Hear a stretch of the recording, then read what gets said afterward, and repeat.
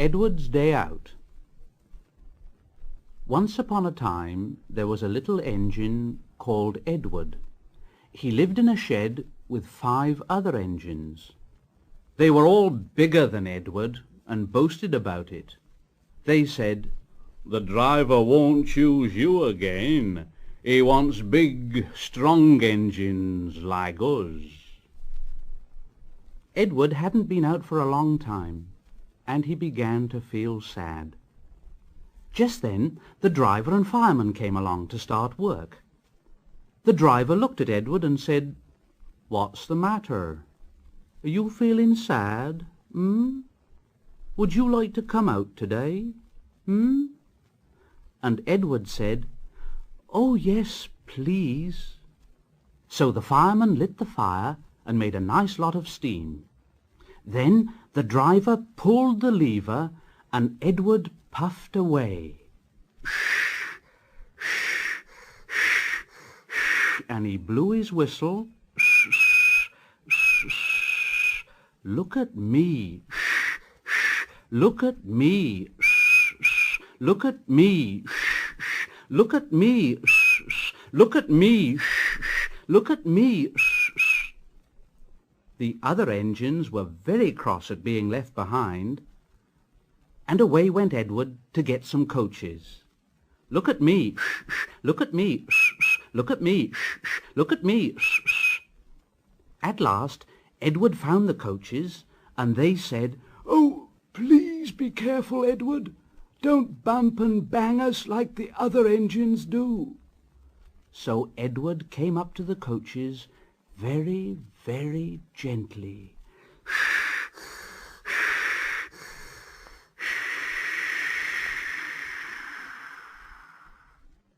And the shunter fastened the coupling. The coaches were very pleased. "Thank you, Edward. That was kind. We are glad you're taking us today." Then they went to the station where the people were waiting. "Here we are, here we are, here we are, here we are, here we are."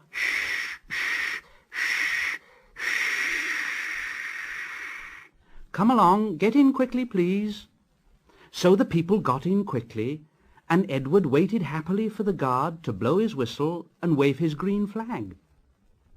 He waited and waited, and there was no whistle and no green flag.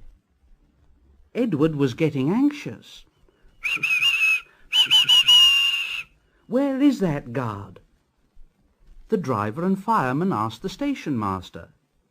Have you seen the guard? No." They asked the porter. Have you seen the guard? Yes, last night." Edward began to get cross. Are we ever going to start? Just then a little boy shouted, "Here he comes!" And there the guard was, running down the hill with his flags in one hand and a sandwich in the other.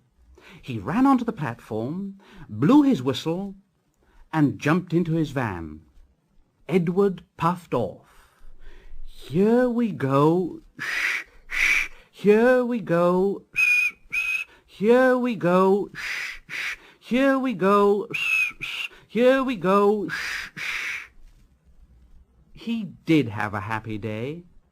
All the children ran to wave as he went past, and he met old friends at all the stations. He worked so hard that the driver promised to take him out again next day. And he told the other engines in the shed that night, "I'm going out again tomorrow. What do you think of that, But he didn't hear what they thought, for he was so tired and happy that he fell asleep at once. Edward and Gordon. One of the engines in Edward's shed was called Gordon. He was very big and very proud. "You watch me this afternoon, little Edward. When I rush through with the express, that'll be a splendid sight for you." Just then his driver pulled the lever. "Goodbye, little Edward. Look out for me this afternoon. Goodbye, little Edward." Edward went off too, to do some shunting. Edward liked shunting. It was fun playing with trucks. He would come up quietly and give them a quick pull, and the trucks would scream out, "Oh, oh, oh, oh, oh, oh, oh, oh, oh, oh, Oh, whatever's happening? Then Edward would stop quickly, and the silly trucks would bump into each other. "Oh, oh, oh, oh, oh, oh, oh, oh, oh." Edward pushed them until they were running nicely, and when they weren't expecting it, he would stop. One of them would be sure to run onto the other line. Edward played till there were no more trucks. Then he stopped to rest. Presently he heard a whistle, and Gordon came puffing along very slowly and very crossly.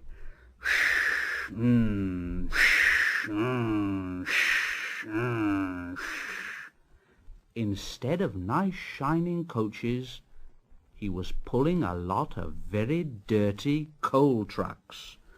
A goods train. A goods train. The shame of it. The shame of it. The shame of it. Oh dear. Oh dear. He went slowly through with the trucks clattering and banging behind him. Edward laughed and went to find some more trucks. Soon afterwards a porter came and spoke to Edward's driver.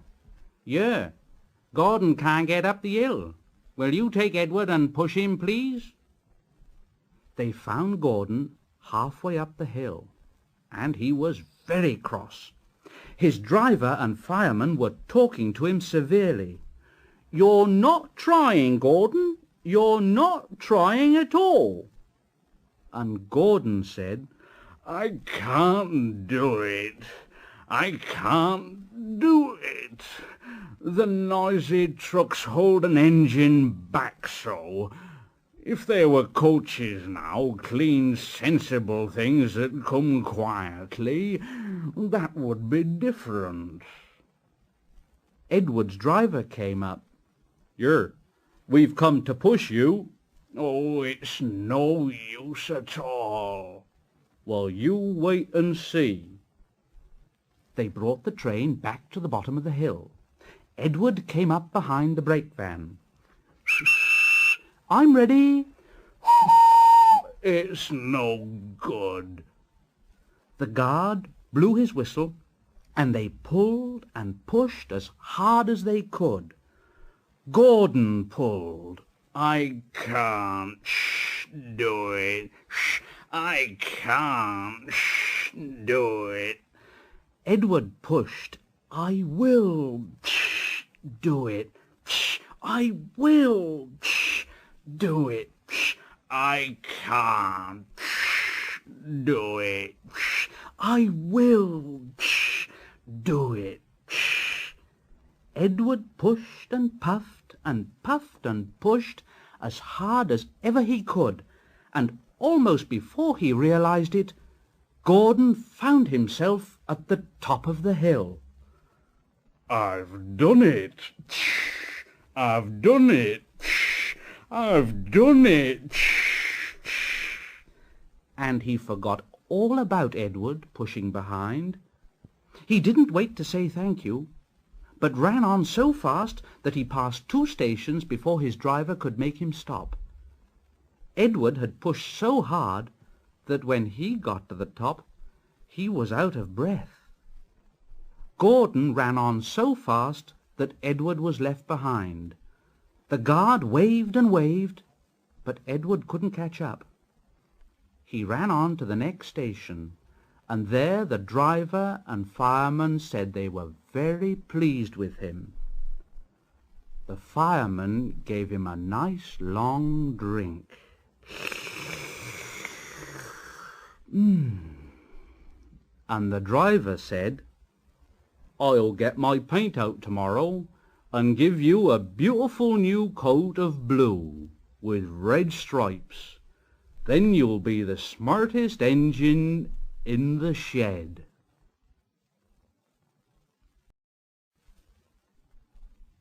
The Sad Story of Henry. Once an engine attached to a train was afraid of a few drops of rain. It went into a tunnel and squeaked through its funnel and never came out again. The engine's name was Henry. His driver and fireman argued with him, but he wouldn't move. He said, No, I shan't come out, so there. The rain will spoil my lovely green paint with red stripes. No. The guard blew his whistle till he had no more breath, and waved his flags till his arms ached. But Henry stayed in the tunnel and blew steam at him. Go away. Go away. I'm not going to spoil my lovely green paint and red stripes for you. The passengers came and argued too, but Henry would not move. No! No! Leave me alone. A fat director who was on the train told the guard to get a rope. Fetch a rope, will you? That's right. Now, Henry, we will pull you out. But Henry only blew steam at him and made him wet. Leave me alone. They hooked the rope on, and all pulled except the fat director. My doctor has forbidden me to pull, don't you know? They pulled and pulled and pulled, but still Henry stayed in the tunnel. Then they tried pushing from the other end. The fat director said, 1, 2, 3, push! But he didn't help himself. He said, My doctor has forbidden me to push. They pushed and pushed and pushed, but still Henry stayed in the tunnel. At last another train came. The guard waved his red flag and stopped it. The 2 engine drivers, the 2 firemen, and the 2 guards went and argued with Henry. "Look, Henry, it's stopped raining." Yes, but it'll begin again soon, and what will become of my green paint with red stripes then? So they brought the other engine up, and it pushed and puffed,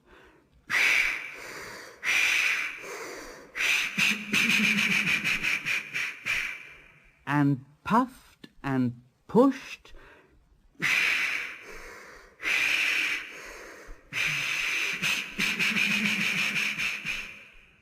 as hard as ever it could. But still Henry stayed in the tunnel. So they gave it up, and the fat director told Henry, We shall leave you there for always and always and always. They cut a new tunnel through the hill, they took up the old rails, and they built a big brick wall in front of Henry. Now Henry can't get out, and he watches the trains rushing through the new tunnel. He's very sad because no one will ever see his lovely green paint with red stripes again. But I think he deserved it, don't you?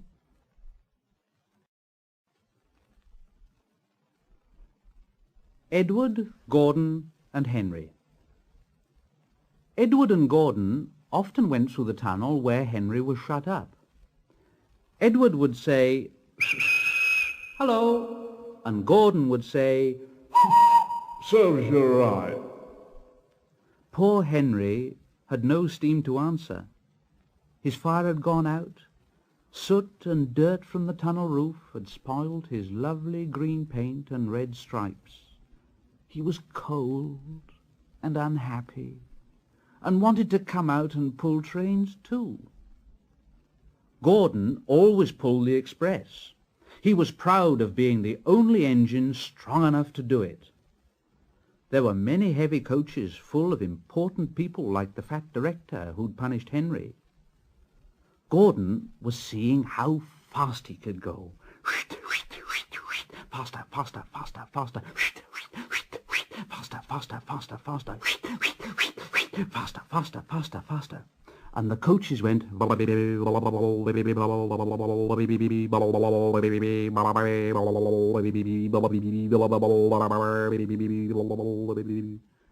Gordon could see Henry's tunnel in front, and he thought to himself, "In a minute, I'll just go at Henry and rush through and out into the open again."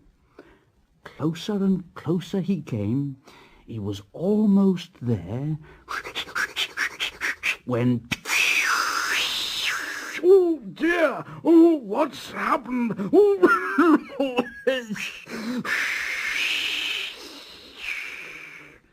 Gordon was in a cloud of steam and going slower and slower.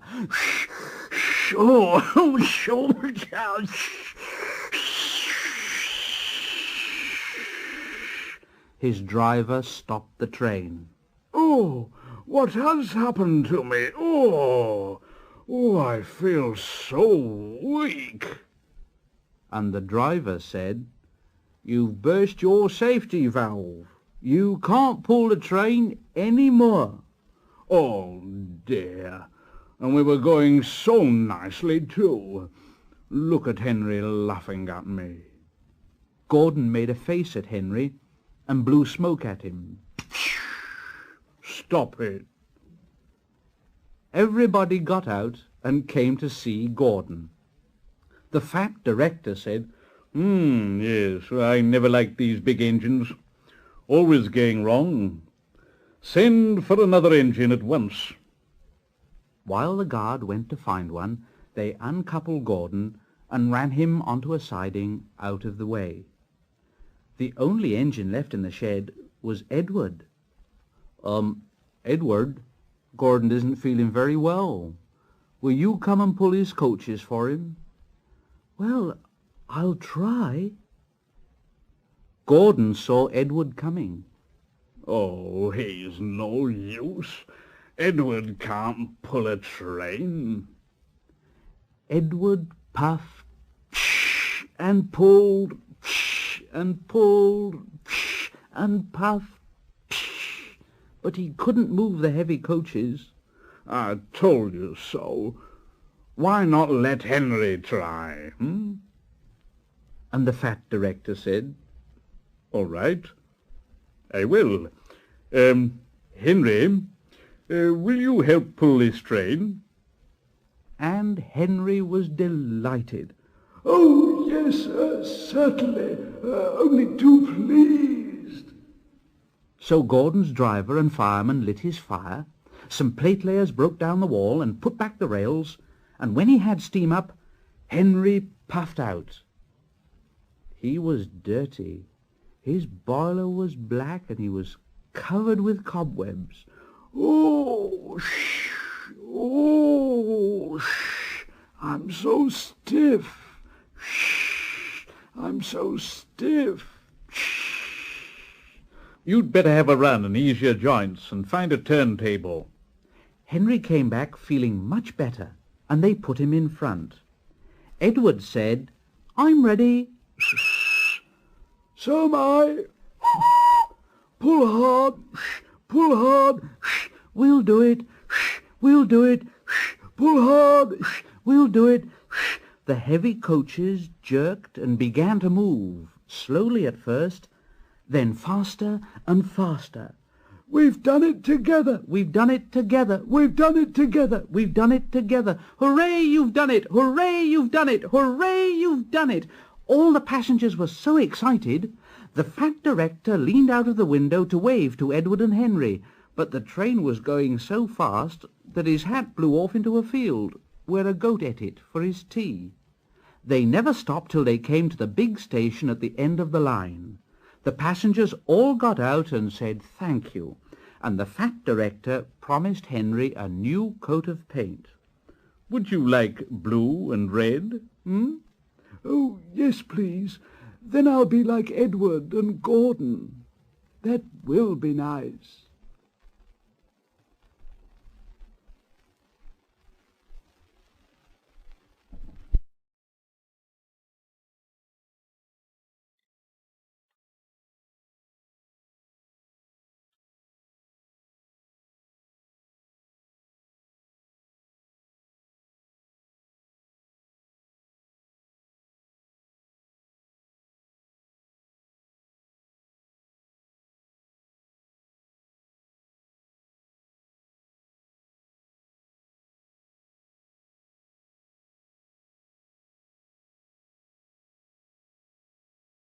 Thomas and Gordon.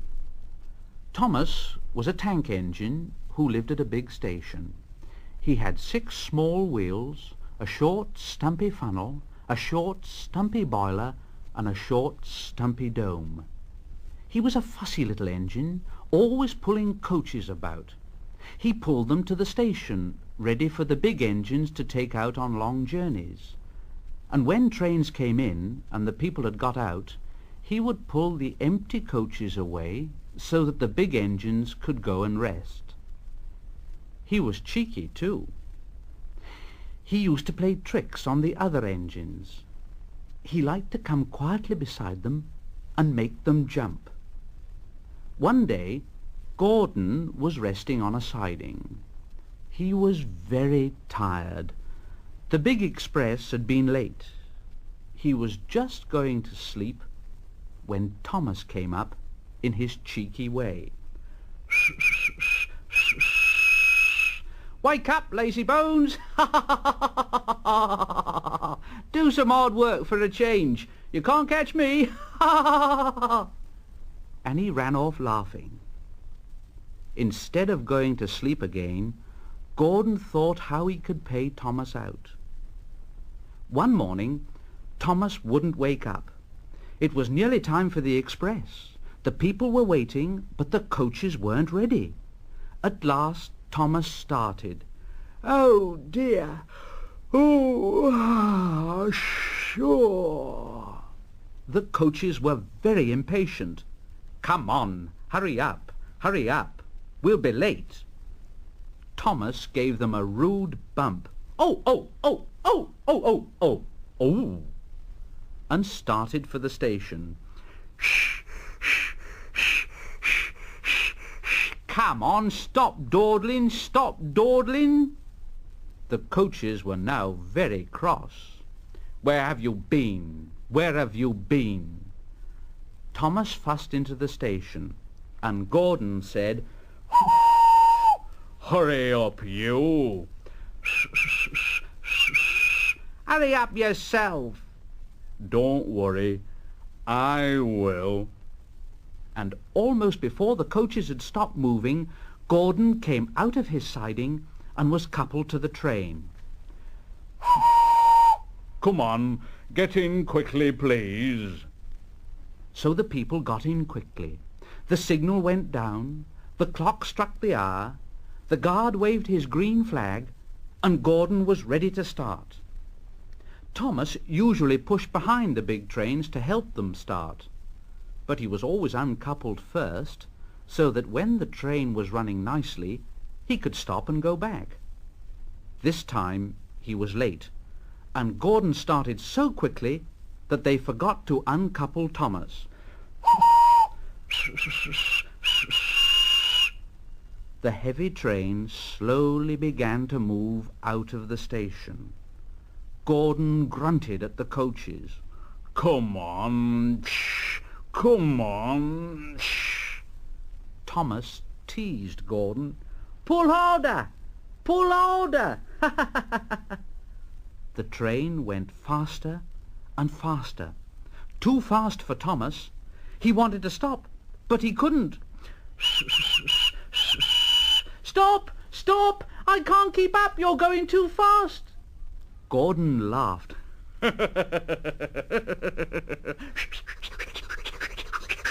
"Faster, faster, faster, faster!" And the coaches chuckled with glee. "You can't get away, you can't get away, you can't get away, you can't get away." Poor Thomas was going faster than he'd ever been before. He was out of breath and his wheels hurt him, but he had to go on and on and on. "Oh dear, oh dear, oh dear, oh dear, oh dear, oh dear, oh dear, oh dear.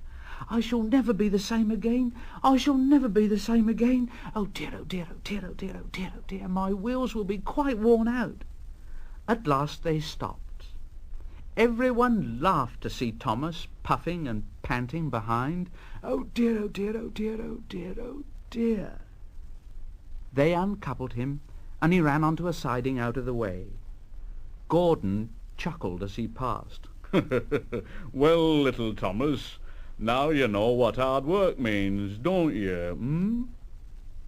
Poor Thomas couldn't answer. He had no breath. He just puffed slowly away to rest.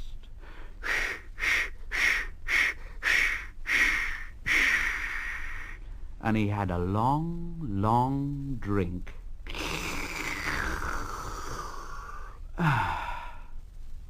And he was careful afterwards never to be cheeky to Gordon again.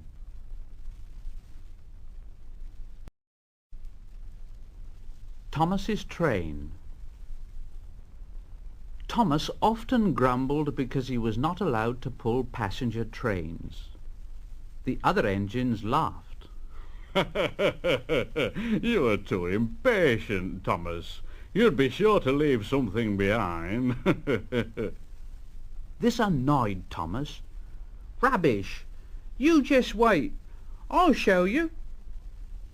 One night he and Henry were alone. Henry was ill.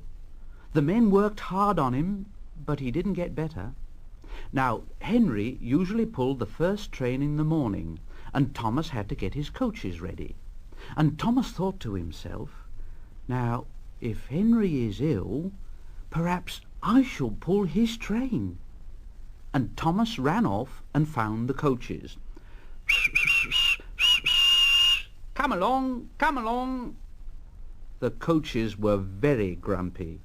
"There's plenty of time, there's plenty of time." Thomas took them to the platform and wanted to run round in front at once, but his driver wouldn't let him. "Now, don't be impatient, Thomas." So Thomas waited and waited. The people got in. The guard and the station master walked up and down. The porters banged the doors. And still Henry didn't come. Thomas got more and more excited every minute. The fat director came out of his office to see what was the matter, and the guard and the station master told him about Henry. "Well, Henry's not very well today." "We'll find another engine." "Well, there's only Thomas." "Well, you'll have to do it then, Thomas. Be quick now." So Thomas ran round to the front and backed down onto the coaches, ready to start. He was so excited his driver had to say to him, "Now don't be impatient, Thomas. Wait till everything is ready." But Thomas was too excited to listen to a word he said. What happened then, no one knows. Perhaps they forgot to couple Thomas to the train. Perhaps Thomas was too impatient to wait till they were ready, or perhaps his driver pulled the lever by mistake. Anyhow, Thomas started. People shouted and waved at him, but he didn't stop. Thomas thought to himself, they're waving because I'm such a splendid engine. Henry says it's hard to pull trains, but I think it's easy." And he pretended to be like Gordon. Faster, faster, faster, faster. Faster, faster, faster, faster. As he passed the first signal box, he saw the man leaning out, waving and shouting. And he thought to himself, "They're pleased with me. They've never seen me pulling a train before. It's nice of 'em to wave." And he hurried on. Faster, faster, faster, faster. Faster, faster, faster, faster. But he came to a signal at danger. "Oh, bother! I must stop. Oh, and I was going so nicely too."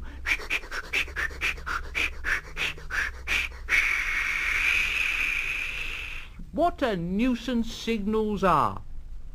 And he blew an angry One of the signalmen ran up. "Hello, Thomas. What are you doing here, "Well, I'm pulling a train. Can't you see?" "Oh, where are your coaches then?" Thomas looked back. "Why, bless me if I haven't left 'em behind." "Yes, you'd better go back quickly and fetch them." Poor Thomas. He was so sad he nearly cried. But his driver said, "Cheer up. Let's go back quickly and try again." At the station, all the passengers were talking at once. They were telling the fat director, the station master, and the guard what a bad railway it was. But when Thomas came back, and they saw how sad he was, they couldn't be cross. So they coupled him to the train, and this time he really pulled it. But for a long time afterwards, the other engines laughed at Thomas and said, "Look, there's Thomas, who wanted to pull a train, but forgot about the coaches."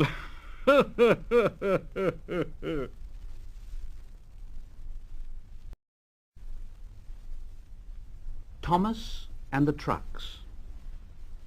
Thomas used to grumble in the shed at night. "I'm tired of pushing coaches. I want to see the world." The others didn't take much notice, for Thomas was a little engine with a long tongue. But one night Edward came into the shed. He was a kind little engine, and he felt sorry for Thomas. "Thomas, I've got some trucks to take home tomorrow. If you take them instead, I'll push the coaches to the yard." Thomas was delighted. "Thank you, Edward. That will be nice." So they asked their drivers next day if they could change, and the drivers said, "Well, yes. Well, yes." And Thomas ran off happily to find the trucks. Now, trucks are silly and noisy. They talk a lot and don't attend to what they're doing. They don't listen to their engine, and when he stops, they bump into each other screaming, "Oh, oh, oh, oh, oh, oh, oh, oh, oh, whatever is happening?" And I'm sorry to say, they play tricks on an engine who's not used to them. Edward knew all about trucks, and he warned Thomas to be careful. But Thomas was too excited to listen. The shunter fastened the coupling, and the signal dropped. Thomas was ready. The guard blew his whistle. Thomas answered and started off. But the trucks weren't ready. "Oh, oh, oh, oh, oh, oh, oh, oh, oh, oh, oh, wait, Thomas, wait." But Thomas wouldn't wait. "Come on, come on, and the trucks grumbled slowly out of the siding onto the main line. Thomas was happy. "Come along, come along, come along, come along, come along, and the trucks grumbled, "All right, don't fuss, all right, don't fuss, bong, bong, bong, bong." They clattered through stations and rumbled over bridges. "Come along, come along, come along, shh, shh. And they rushed through the tunnel in which Henry had been shut up. Then they came to the top of the hill where Gordon had stuck, and Thomas's driver said, "Steady now, Thomas, steady." And he shut off the steam and began to put on the brakes. Thomas called out, "We're stopping! We're stopping!" And the trucks answered back, "No, no, no, no, no, no, no, no, no, no, no, no." And they bumped into each other. Go on, go on, go on, go on, go on. And before his driver could stop them, they'd pushed Thomas down the hill and were rattling and laughing behind him. Ha ha, ha ha, ha ha, ha ha, long, long, long, long, ha ha, long, long. Poor Thomas tried hard to stop them from making him go too fast. "Stop pushing! Shh, shh, shh, shh, shh. Stop pushing! Shh, shh, shh, shh. Stop pushing!" Shh, shh, shh. But the trucks wouldn't stop. They just giggled in their silly way. Ha ha, ha ha, ha ha, bong bong, bong bong, ha ha. Thomas was glad when they got to the bottom. Then he saw in front the place where they had to stop. "Oh dear, what shall I do?" They rattled through the station, and luckily the line was clear, and they swerved into the goods yard. Thomas put his brakes on tight, and he skidded along the rails. "Oh, I must stop!" And he shut his eyes tight. When he opened them, he saw that he'd stopped just in front of the buffers, and there watching him was the fat director. "Thomas, what are you doing here, "Well, I've brought Edward's trucks." "Oh, why did you come so fast?" "Well, I didn't mean to. I was pushed." "Pushed? Haven't you pulled trucks before?" "No." "Then you've a lot to learn about trucks, little Thomas. They're silly things and must be kept in their place. After pushing them about here for a few weeks, you'll know almost as much about them as Edward. Then you'll be a really useful engine."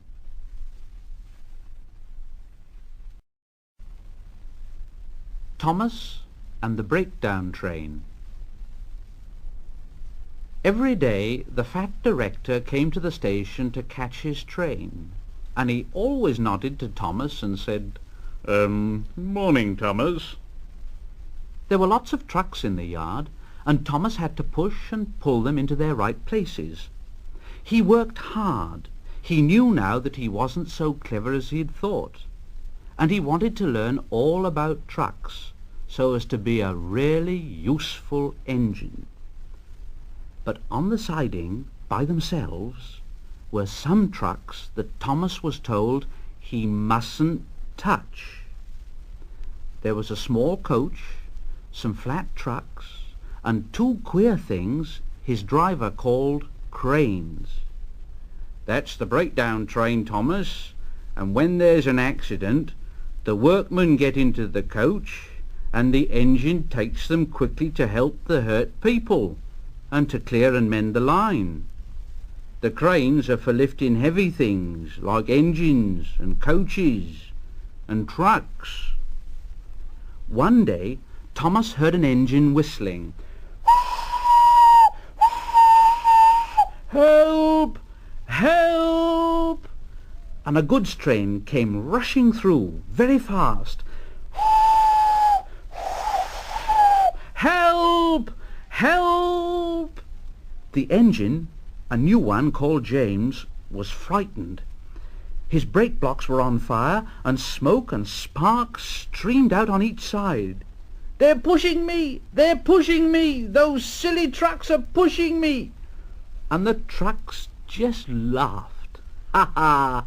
Ha ha! Bong bong bong bong! Ha ha! Bong bong! Ha ha! Bong bong!" Poor James disappeared under the bridge, whistling for help. "Help! Help!" Thomas the tank engine didn't know what to do. "Oh, I'd like to teach those trucks a lesson." Presently a man came, running. "James is off the line. The breakdown train. Quickly!" So Thomas was coupled on. The workmen jumped into their coach and off they went. Thomas worked his hardest. Faster, faster. Faster, faster. Oh, bother those trucks and their tricks. I only hope poor James isn't hurt. Faster, faster.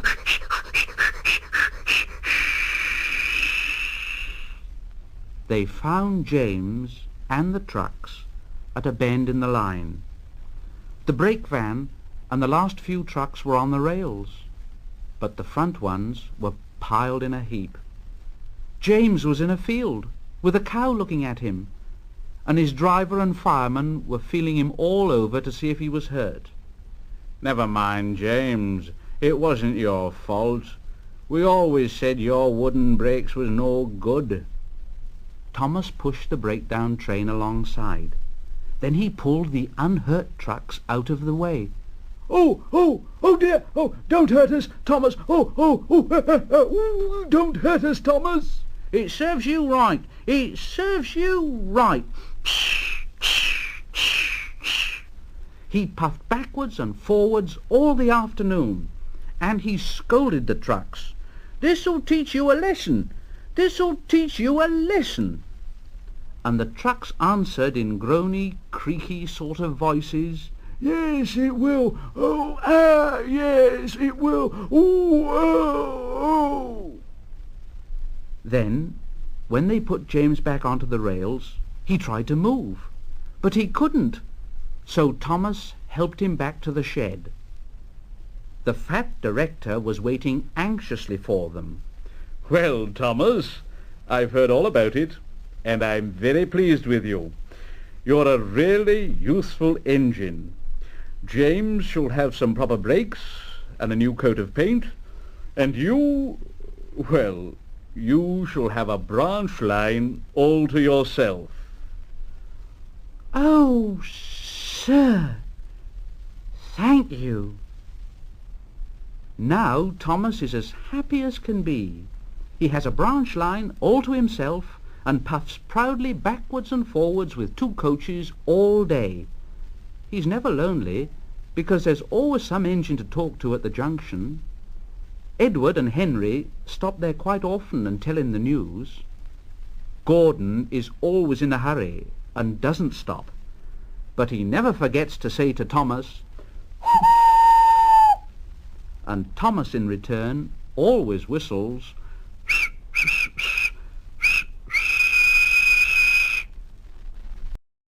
James and the Top Hat. James was a new engine who lived at a station at the other end of the line. He had 2 small wheels in front and 6 driving wheels behind. They weren't as big as Gordon's, and they weren't as small as Thomas's. The fat controller told him, "You're a special mixed traffic engine. You'll be able to pull coaches or trucks quite easily." But trucks are not easy things to manage, and on his first day they'd pushed James down a hill into a field. He'd been ill after the accident, but now he had new brakes and a shining coat of red paint. The fat controller was quite kind to James. "The red paint will cheer you up after your accident. You can pull coaches today, and Edward can help you." So James and Edward went together to find the coaches. Edward knew all about coaches and trucks. "Be careful with the coaches, James. They don't like being bumped. Trucks are silly and noisy. They need to be bumped and taught to behave, but coaches get cross and will pay you out." They took the coaches to the platform and were both coupled on in front. The fat controller, the station master, and some little boys all came to admire James's shining rods and red paint. James was so pleased. "I'm a really splendid engine. I'm so excited. I feel like going... James let off steam.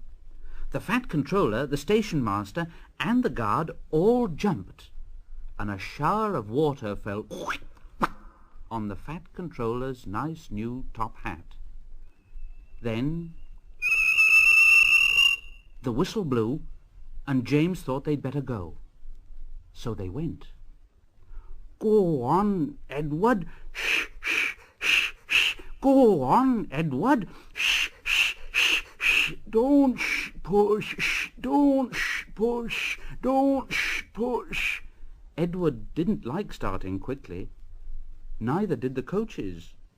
"Don't go so fast. Don't go so fast. Don't go so fast. Don't go so fast." But James didn't listen. He just wanted to run away before the Fat Controller could call him back. He didn't even want to stop at the first station.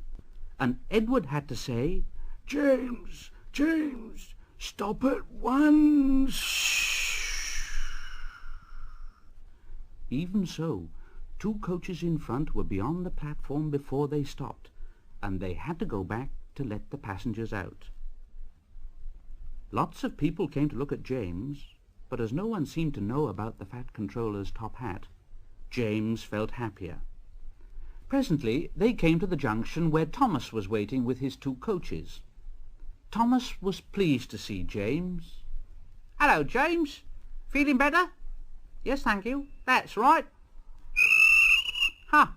That's my guard's whistle. I must be off. Sorry I can't stop. I don't know what that Fat Controller would do without me to run his branch line. Ta-ra! Ta-ra! Ta-ra! Ta-ra!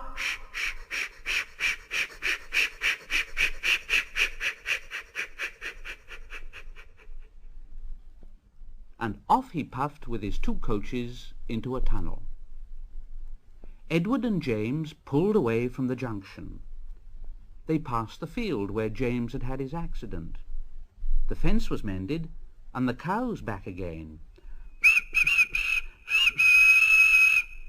James whistled at them, but they paid no attention. On went James and Edward, through Edward's station yard, and they started to climb the hill beyond. "It's ever so steep. It's ever so steep. I've done it before. I've done it before. It's steep, but we'll do it. It's steep, but we'll do it."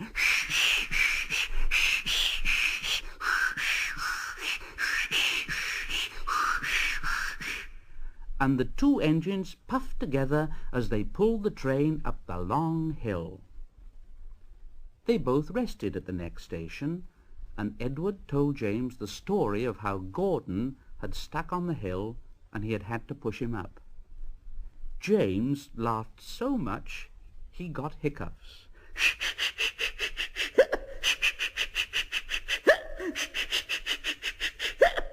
He made so much noise he frightened an old lady in a black bonnet, and she dropped all her parcels.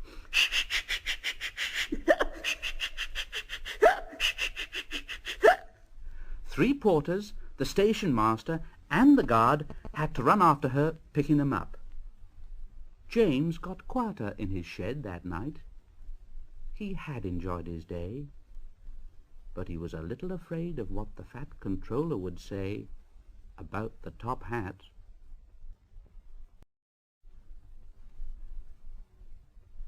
James and the Bootlace. Next morning, the Fat Controller spoke severely to James. "If you can't behave, I shall take away your red coat and have you painted blue.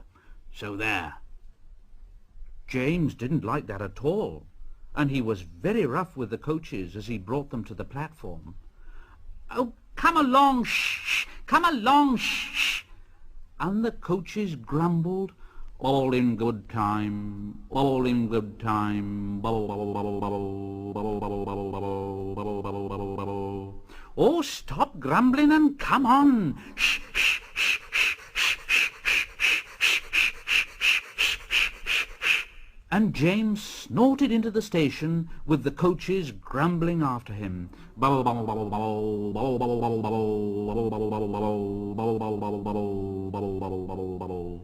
James was cross that morning. Gordon never fetches his own coaches, and he's only painted blue. Well, a splendid red engine like me should never have to fetch his own coaches.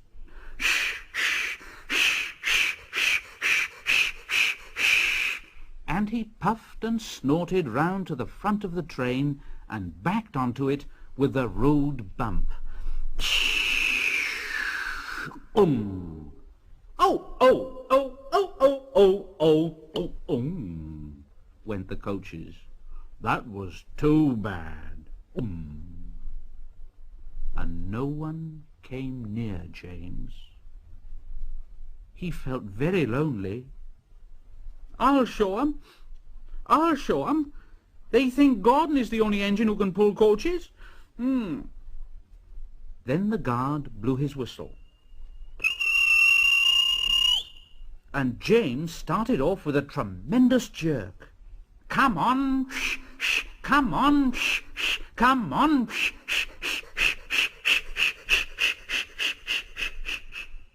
And off he went with the coaches squeaking and groaning. They clattered over the points and out onto the open line. Hurry, hurry, hurry, hurry. Shh, shh, shh, shh. Hurry, hurry, hurry, hurry. Shh, shh, shh, shh. Hurry, hurry, hurry, hurry. Shh, shh, shh, shh. The coaches didn't like it. You're going too fast, you're going too fast, you're going too fast, you're going too fast.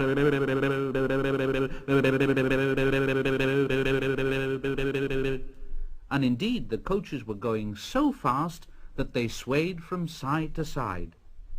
James laughed and tried to go faster, but the coaches wouldn't let him. We're going to stop, we're going to stop, we're going to stop, we're going to stop, we're going to stop.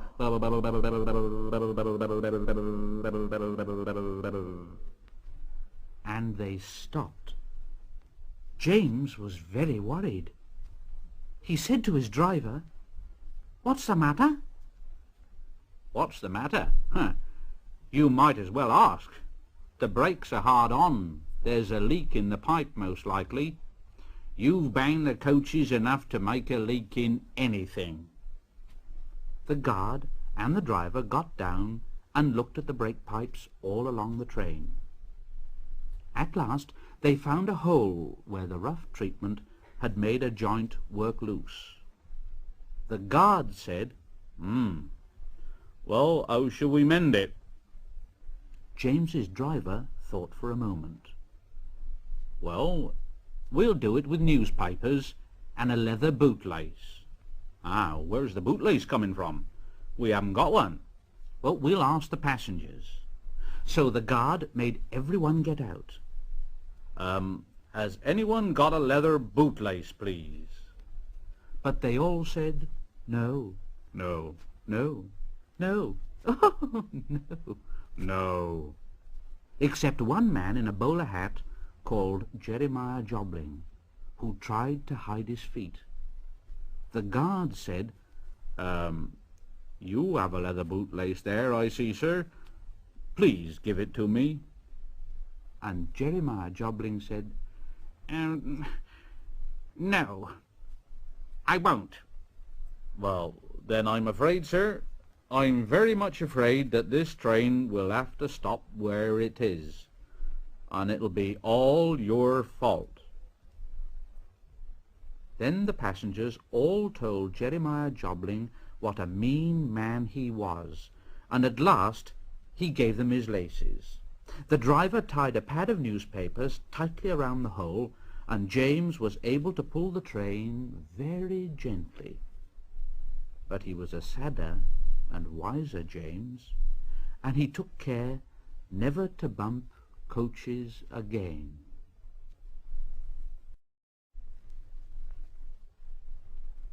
Troublesome Trucks.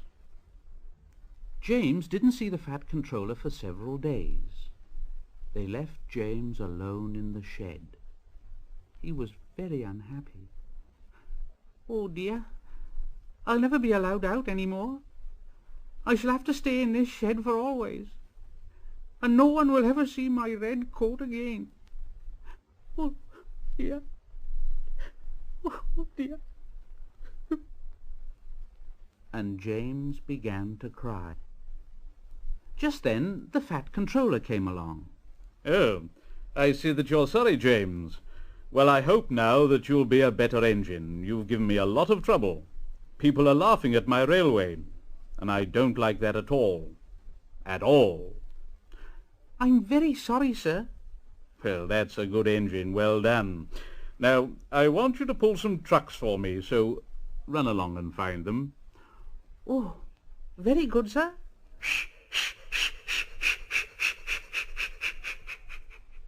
And James puffed happily away. Very soon he met a little tank engine. "Hello, James. Here are your trucks. Have you got some bootlaces ready, eh?"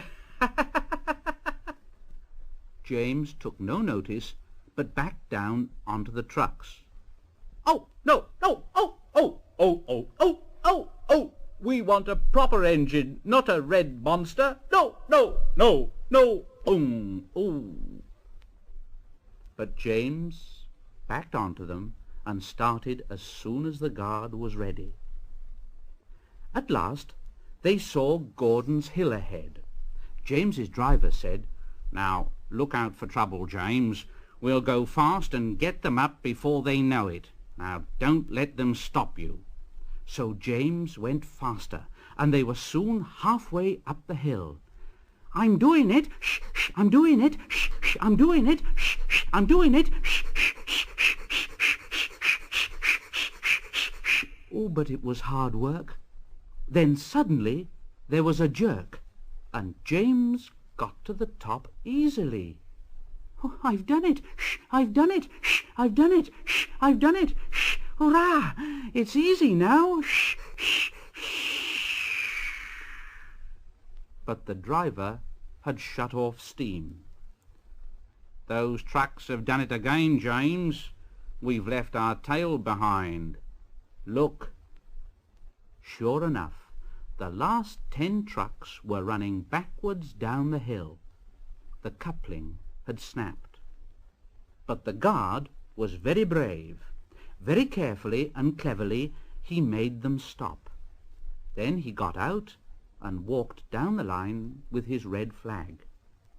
James backed the other trucks carefully down the hill. Well, no wonder it was easy with 10 trucks running away like that. What silly things trucks are. Now, there might have been an accident. Meanwhile, the guard had stopped Edward, who was pulling 3 coaches. "Oh, hello, James. Shall I help you?" "No, thank you, Edward. I'll pull them myself." "Good. Don't let them beat you." So James got ready. "Right." And off he went. "I can do it, I can do it. Shh, shh, shh, shh. I can do it, I can do it. Shh, shh, shh, shh. I can do it, I can do it. Shh, shh, shh, shh, shh. Edward whistled after him.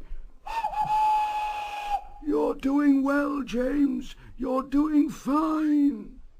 And James struggled up the hill with clouds of smoke and steam pouring from his funnel. "I've done it! Shh! I've done it! Shh! I've done it! Shh! I've done it! Shh! Shh! Shh! Shh! Shh! Shh!" And James disappeared over the top. They reached their station safely, and James was resting in the yard when Edward went by. "Well done, James. Well done." Then James saw, walking towards him across the rails, the fat controller. "Oh dear, what will he say? What will he say?" But the fat controller was smiling. "I was in Edward's train and saw everything. You've made the most troublesome trucks on the line behave. After that, you deserve to keep your red coat. Well done, James.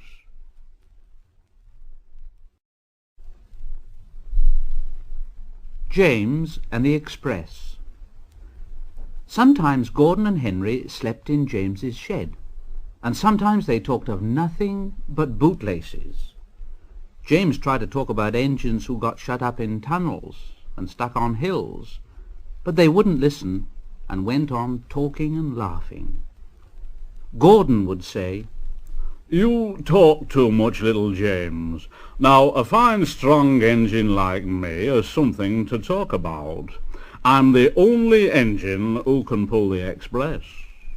When I'm not there, they need two engines. Think of that.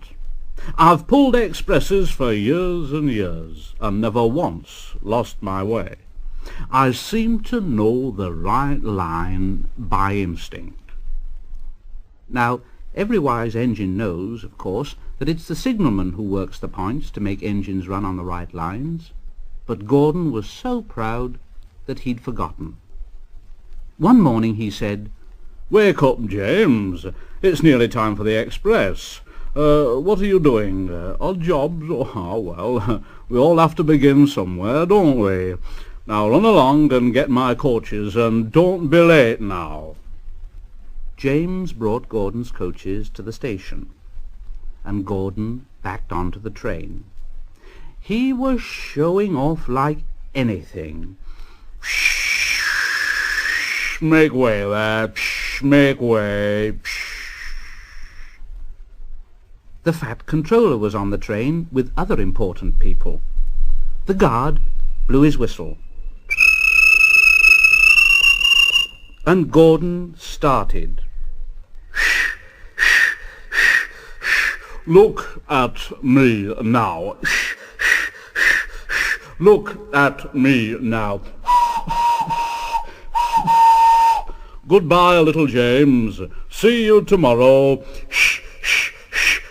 Look at me now."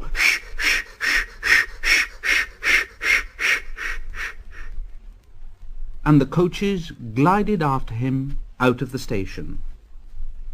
James watched the train disappear around the curve. "Oh dear, I wish I could pull the express." And then he went back to work. He brought some more coaches to the platform and was just being uncoupled when he heard a mournful, quiet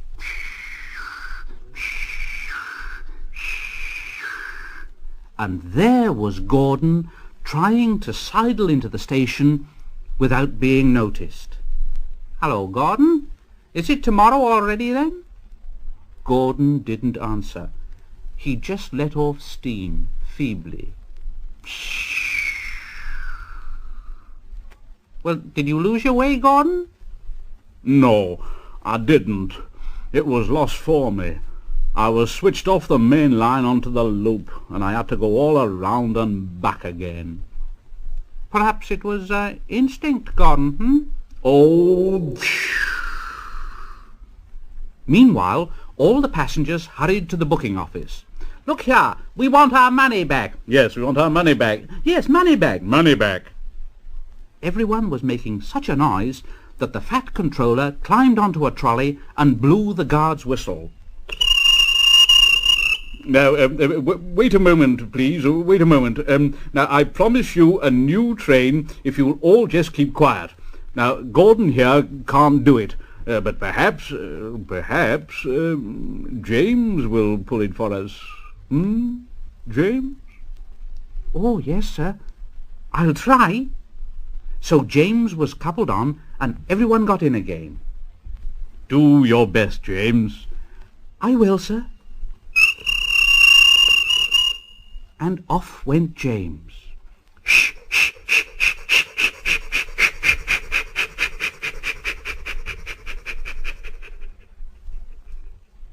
Stations and bridges flashed by.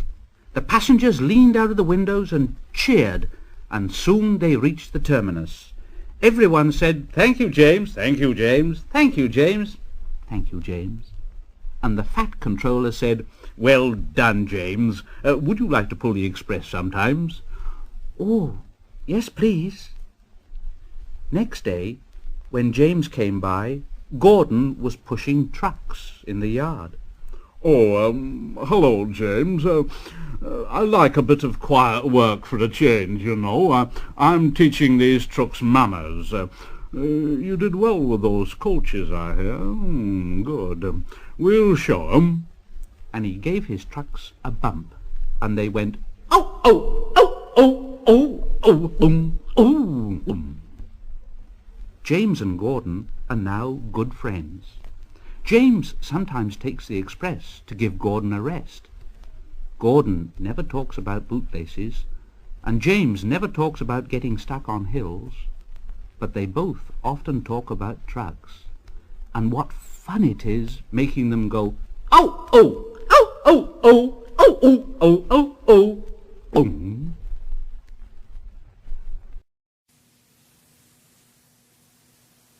Thomas and the Guard. Thomas the tank engine is very proud of his branch line. He thinks it's the most important part of the whole railway. He has 2 coaches. They're old and need new paint, but he loves them very much. He calls them Annie and Clarabelle. Annie can only take passengers, but Clarabelle can take passengers, luggage, and the guard. As they run backwards and forwards along the line, Thomas sings them little songs, and Annie and Clarabelle sing too. When Thomas starts from a station, he sings, shh, shh, shh, shh, oh, come along, shh, shh, shh, we're rather late, shh, shh, shh, oh, come along, shh, shh, shh, we're rather late, shh, shh, shh, oh, come along, shh, shh, shh, we're rather late, shh, shh, shh, oh, come along, shh, shh, shh. And the coaches sing, we're coming along, we're coming along, we're coming along, we're coming along. They don't mind what Thomas says to them, because they know that he's trying to please the fat controller. And they know, too, that if Thomas is cross, he's not cross with them. He's cross with the engines on the main line who've made him late. One day, they had to wait for Henry's train. It was late. Thomas was getting crosser and crosser. How can I run my line properly if Henry's always late? He doesn't realise that the fat controller depends on me. And he whistled very impatiently.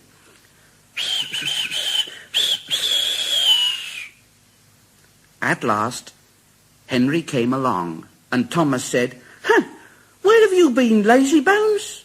Oh, don't be cross, Thomas, please. My system is out of order. No one understands my case. You don't know what I suffer. Oh, rubbish! You're too fat. You need exercise. Lots of people with piles of luggage got out of Henry's train, and they all climbed into Annie and Clarabelle. Thomas had to wait until they were ready. At last, the guard blew his whistle. And Thomas started off at once. The guard turned round to jump into his van, tripped over an old lady's umbrella, and fell flat on his face. By the time he'd picked himself up, Thomas, Annie, and Clarabelle were steaming out of the station. Thomas was in a hurry to get away. Shh, shh, shh, shh. Oh, come along. Shh, shh, shh. Oh, come along. Shh, shh, shh. Oh, come along. Shh, shh. Oh, come along. Shh, shh. But Clarabelle didn't want to come along. No.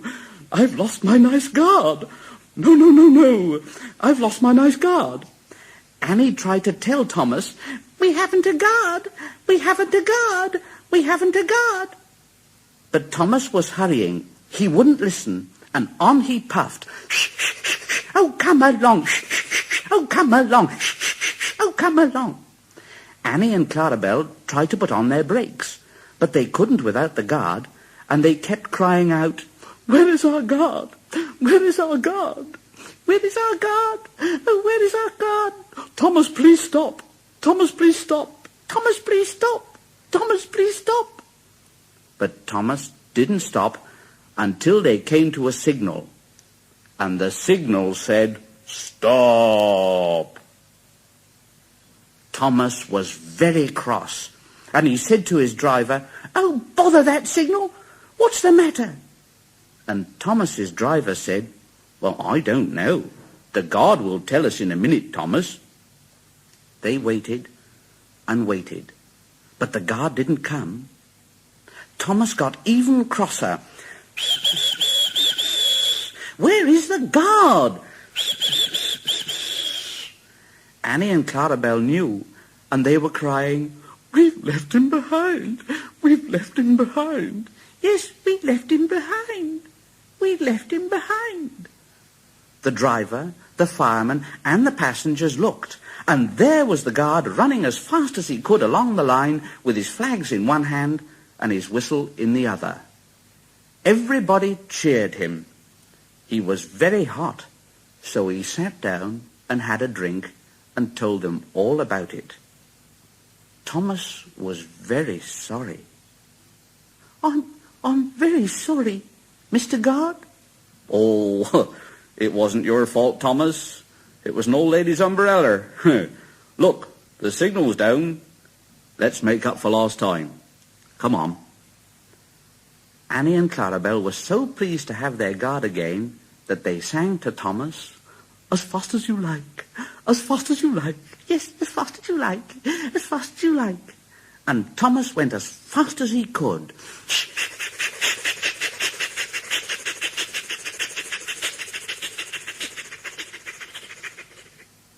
And they reached the end of the line quicker than ever before.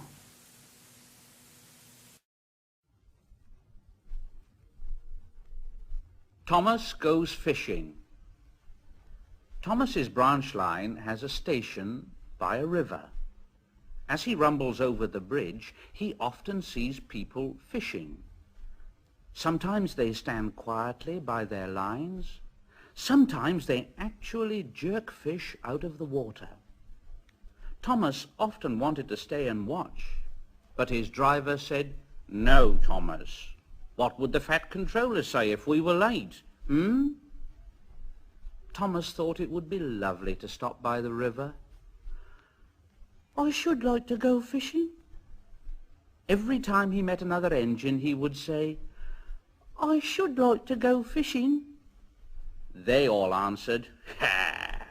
Engines don't go fishing, sure." But that made Thomas impatient, and he would say, "Ha! Silly stick in the muds." Thomas generally had to take in water at the station by the river. One day he stopped as usual, and his fireman put the pipe from the water tower into his tank. Then he turned the tap on, but it was out of order and no water came. Thomas said to his driver, "Oh, bother! Oh, bother! Oh, I am thirsty." "Oh, never mind, Thomas. We'll get some water from the river." They found a bucket and some rope and went to the bridge. Then the driver let the bucket down to the water. The bucket was old and had 5 holes in it, so they had to fill it, pull it up, and empty it into Thomas's tank as quickly as they could. Thomas's fireman sang, "There's a hole in my bucket, dear Liza, dear Liza."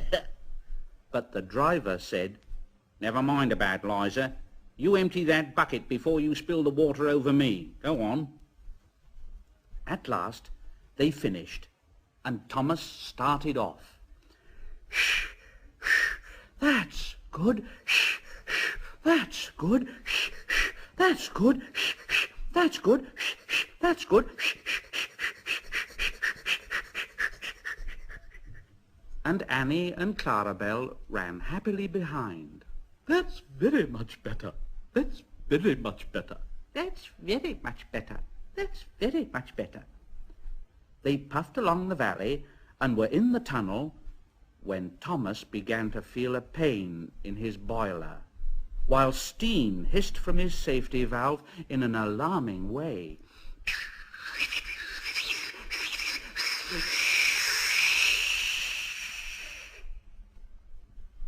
Thomas's driver said, "Oh, there's too much steam." And the fireman opened the tap in the feed pipe to let more water into the boiler, but none came. Thomas groaned. Oh dear, I'm going to burst. Oh, I'm going to burst. They damped down his fire and struggled on, but Thomas was in a terrible state. "I've got such a pain. I've got such a pain."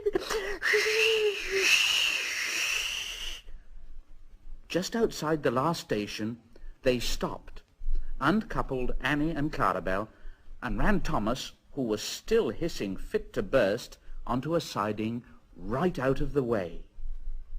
Then, while the guard telephoned for an engine inspector and the fireman was putting out the fire, the driver wrote notices in large letters, which he hung on Thomas in front and behind. "Danger. Keep away." Soon the inspector and the fat controller arrived.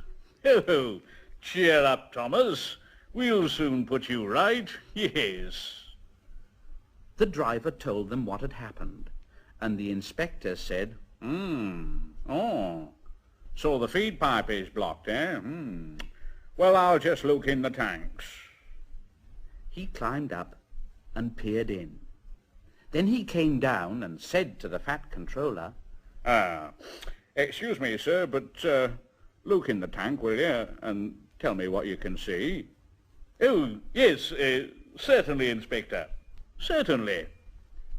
He clambered up, looked in, and nearly fell off in surprise. Well, I never, Inspector. Can you see fish? Goodness gracious me. How did the fish get in there, driver? Thomas's driver scratched his head. We must have fished them from the river. And he told them about the bucket. The fat controller laughed. Well,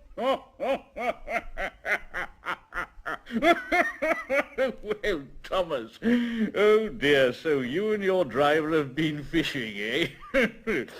But fish don't suit you, do they? No, we must get them out. So the driver and the fireman fetched rods and nets, and they all took turns at fishing in Thomas's tank. When they'd caught all the fish, the station master gave them some potatoes.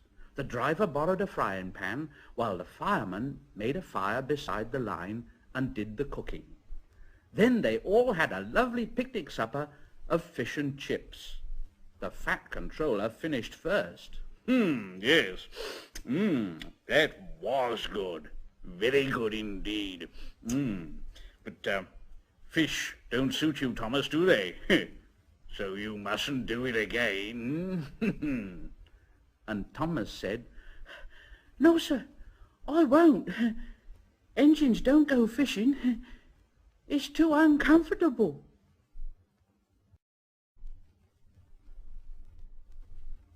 Thomas, Terence, and the Snow. Autumn was changing the leaves from green to brown. The fields were changing too, from yellow stubble to brown earth. As Thomas puffed along, he heard a tractor at work.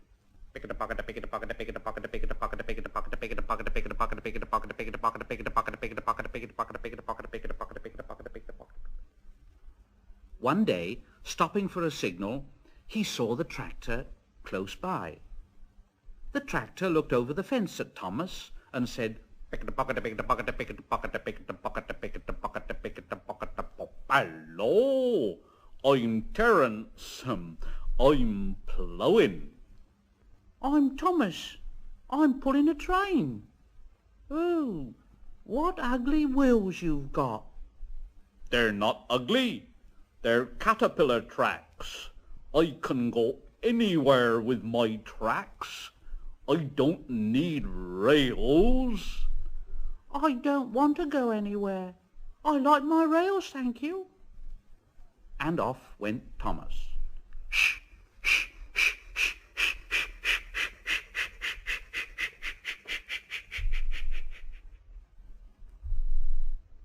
Winter came, and with it dark heavy clouds full of snow.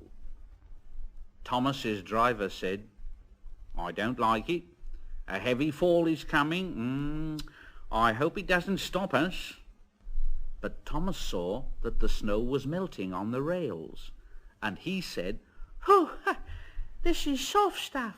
There's nothing to it. And he puffed on, feeling cold but confident. They finished their journey safely, but the country was covered, and the rails were two dark lines standing out in the white snow. The driver said, You'll need your snowplough for the next journey, Thomas. Yes. Snowplough? Snowplough? Oh, snow is silly soft stuff. It won't stop me. Now, just you listen to me, young Thomas. We are going to fix your snowplough on, and I want no nonsense, please. The snowplough was heavy and uncomfortable, and made Thomas cross. He shook it and he banged it, and when they got back it was so damaged that the driver had to take it off. You're a very naughty engine, Thomas. And he shut the shed door for the night. Next morning both driver and fireman came early and worked hard to mend the snowplough, but they couldn't make it fit properly. It was time for the first train. Thomas was pleased. I shan't have to wear it. I shan't have to wear it. I didn't need that stupid old thing yesterday, and I shan't need it today. Snow can't stop me. Shh, shh, shh, shh, shh, shh, shh.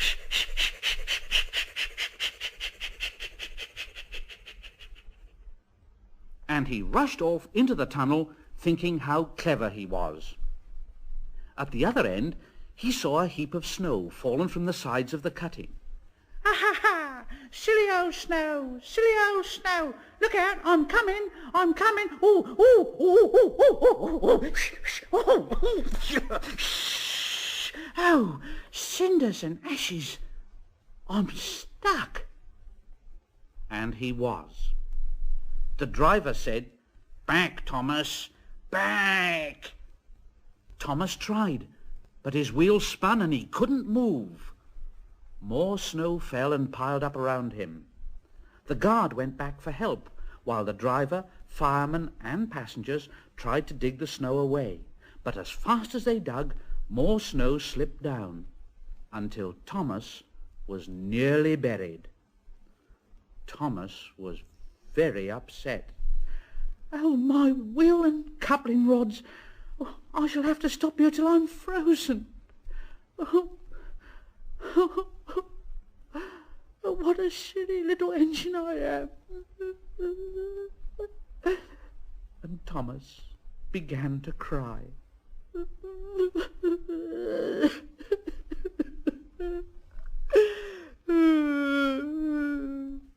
And a bus came and took all his passengers away, and Thomas felt very lonely and very sad when he heard a noise in the tunnel.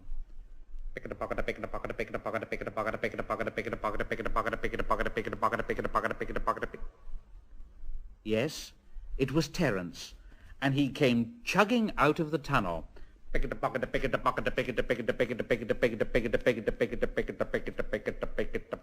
Hello, Thomas. No, don't worry. I'll soon get you out. He pulled the empty coaches away and came back for Thomas. Thomas's wheels were clear, but still spun helplessly when he tried to move. Terence tugged and slipped and tugged.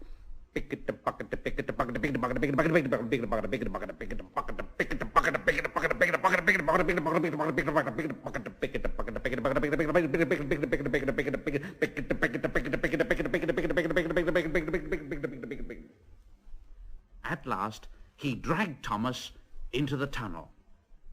Thomas was very grateful. Thank you, Terence. Thank you. Your caterpillar tracks are really splendid. They can take me anywhere, Thomas. And Thomas's driver said, I hope you'll be sensible now, Thomas. I'll try to be. I'll try to be. And Thomas puffed off home.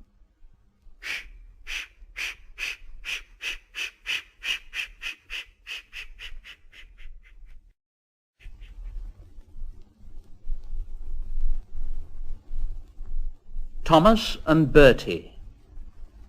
One day, Thomas was waiting at the junction when a bus came into the yard. Thomas said to the bus, Hello, who are you? What's that? Oh, I'm Bertie. Who are you? I'm Thomas. I run this line. Oh, so you're Thomas, are you? Oh, yes. I remember now. You was stuck in the snow, didn't you? I took your passengers and Terence pulled you out, didn't he? Well, I've come to help you with your passengers today.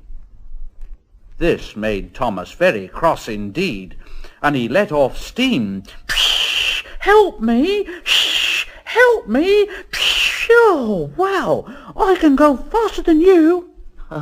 You can't. I can. You can't. I can. All right, I'll race you. The drivers agreed. The station master said, Right, are you ready? Steady. Go! And they were off.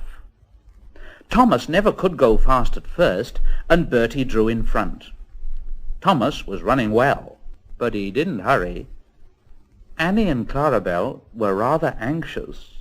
Why don't you go fast? Why don't you go fast? Why don't you go fast? Why don't you go fast?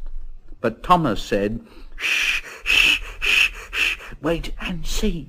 Wait and see.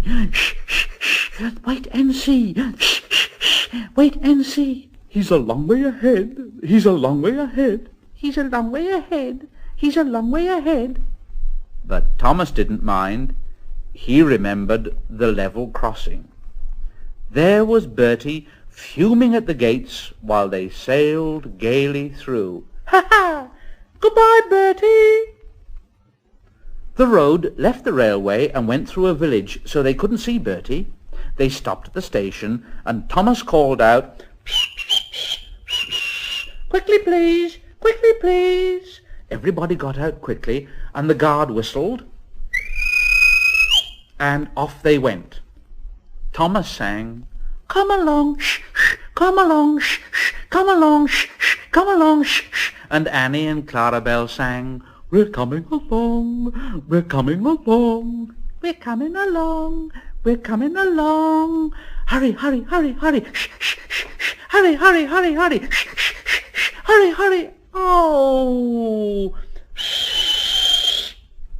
For there, straight ahead, was Bertie crossing the bridge over the railway, and he was tooting triumphantly on his horn. Ah, ah, ah, ah, ah, ah.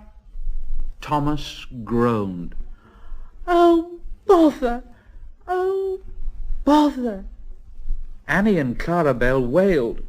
He's a long way in front, a long way in front. He's a long way in front, a long way in front. But Thomas's driver said, Now steady, Thomas. We'll beat Bertie yet.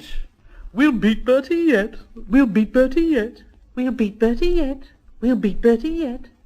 We'll do it, we'll do it, we'll do it, we'll do it. Shh, shh, shh, shh, shh, shh, shh, shh. We'll do it, we'll do it. Oh, bother, there's a station.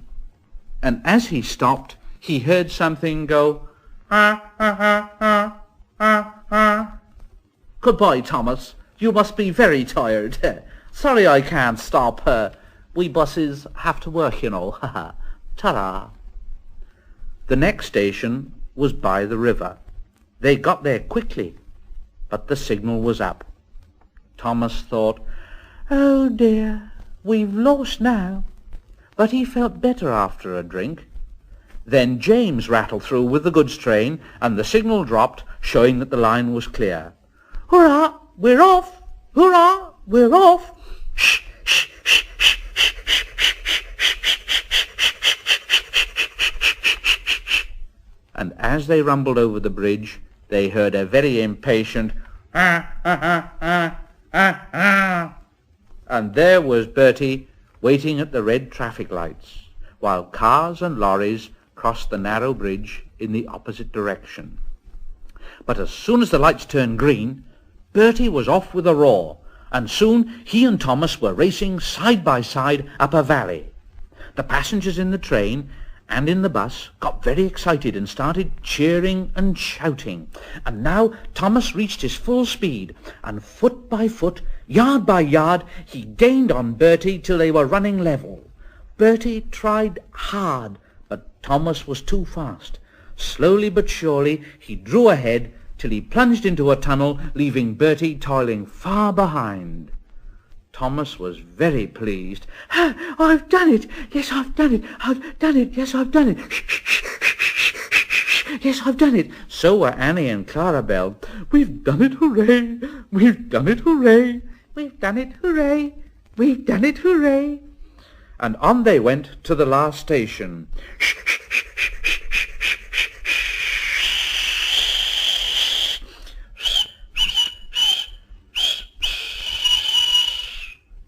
The passengers gave Thomas 3 cheers and told the station master and the porters all about the race.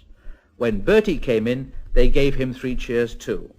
And Bertie said, "Whew, that was well done, Thomas. That was fun. But to beat you over that hill, I should have to grow wings and be an aeroplane." Thomas and Bertie now keep each other very busy. Bertie finds people in the villages who want to go by train and takes them to Thomas, while Thomas brings people to the station for Bertie to take home. They often talk about their race, but Bertie's passengers don't like being bounced about like peas in a frying pan, and the fat controller has warned Thomas about what happens to engines who race at dangerous speeds. So although, between you and me, they'd like to have another race, I don't think they ever will.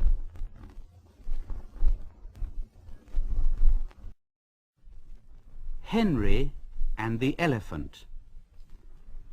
Henry and Gordon were lonely when Thomas left the yard to run his branch line. They missed him very much. They had more work to do. They couldn't wait in the shed till it was time and find their coaches at the platform. Oh no. They had to get the coaches themselves, and they didn't like that. And then one day a circus came to town, and the engines soon forgot that they were tired.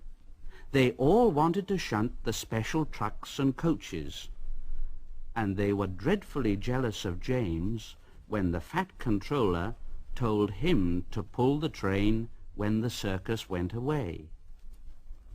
However, they soon forgot about the animals, as they had plenty of work to do. One morning, Henry was told to take some workmen to a tunnel, which was blocked. He grumbled away and found 2 trucks to carry the workmen and their tools, and he pushed the trucks along the line and muttered to himself, "Pushing trucks, shh, shh, shh, pushing trucks, shh, shh, shh, pushing trucks, shh, shh, shh, pushing trucks, shh, shh, shh." They came to the tunnel and stopped outside. They tried to look through it, but it was quite dark. No daylight shone from the other end. The workmen took their tools and went inside. Suddenly, they all shouted, "Oh! Oh! Oh! Eh! Oh! Oh! Ah! and they came running out of the tunnel. The foreman was outside the tunnel having a cup of tea, and they said to him, "Look, we went to the blockage and started to dig it away, but it grunted and moved." And the foreman said, "Go on, get out of it. That's rubbish." "No, it isn't rubbish. It's big and alive, and we're not going in there again. So there." And the foreman said, "All right then, I'll go in. I'll ride in a truck, and Henry shall push this here blockage out of the way." And Henry said, "Oh, shoo, shoo, shoo." He hated tunnels. He'd been shut up in one once, and this was worse. There was something big and alive inside the tunnel. Henry said, I don't want to go in." And Henry's driver said, "Well, neither do I, Henry, but we must. We've got to clear the line. Now, come on, Henry. There's a good lad."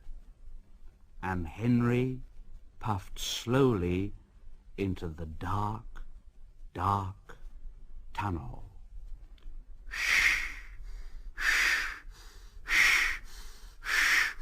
"Oh, dear. Oh, dear. Oh, dear. Oh, what's that?" Henry had bumped into something enormous. Henry's driver shut off steam at once. "What is it, Henry?" "Oh, I don't know, but I can't move it. It's moving me.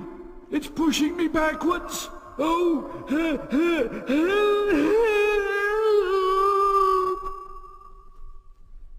And slowly out of the tunnel came first Henry, then the trucks, and last of all, pushing hard and rather cross, came a big elephant. The foreman said, "Well, I never. It's an elephant from the circus." Henry's driver put on his brakes, and a man ran to telephone for the keeper. The elephant stopped pushing and came towards them. They gave him some sandwiches and cake, so he forgot he was cross and remembered he was hungry. He drank 3 buckets of water without stopping, and was just going to drink another one when Henry let off steam. That frightened the elephant. It went whoosh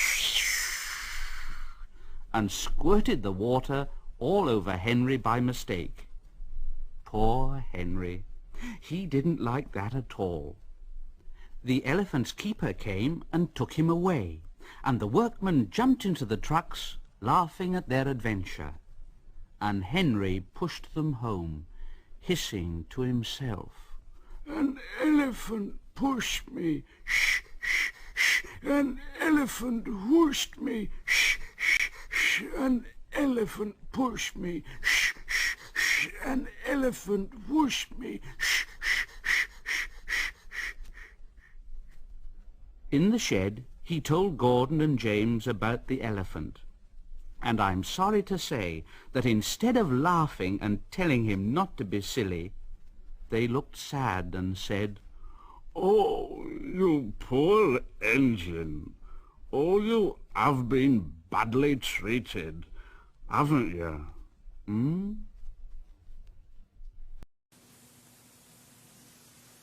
Tenders and turntables.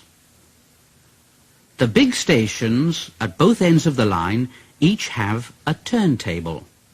The fat controller had them made so that Edward, Henry, Gordon and James can be turned round. It is dangerous for tender engines to go fast backwards. Tank engines like Thomas don't need turntables. They can go just as well backwards as forwards. But if you heard Gordon talking a short while ago, you would have thought that the Fat Controller had given him a tender just to show how important he was. He said to Thomas, "Oh, but you don't understand, little Thomas. We tender engines have a position to keep up. It doesn't matter where you go, but we are important. And for the Fat Controller to make us shunt on dirty sidings, well, it's not the proper thing." And Gordon puffed away in a dignified manner.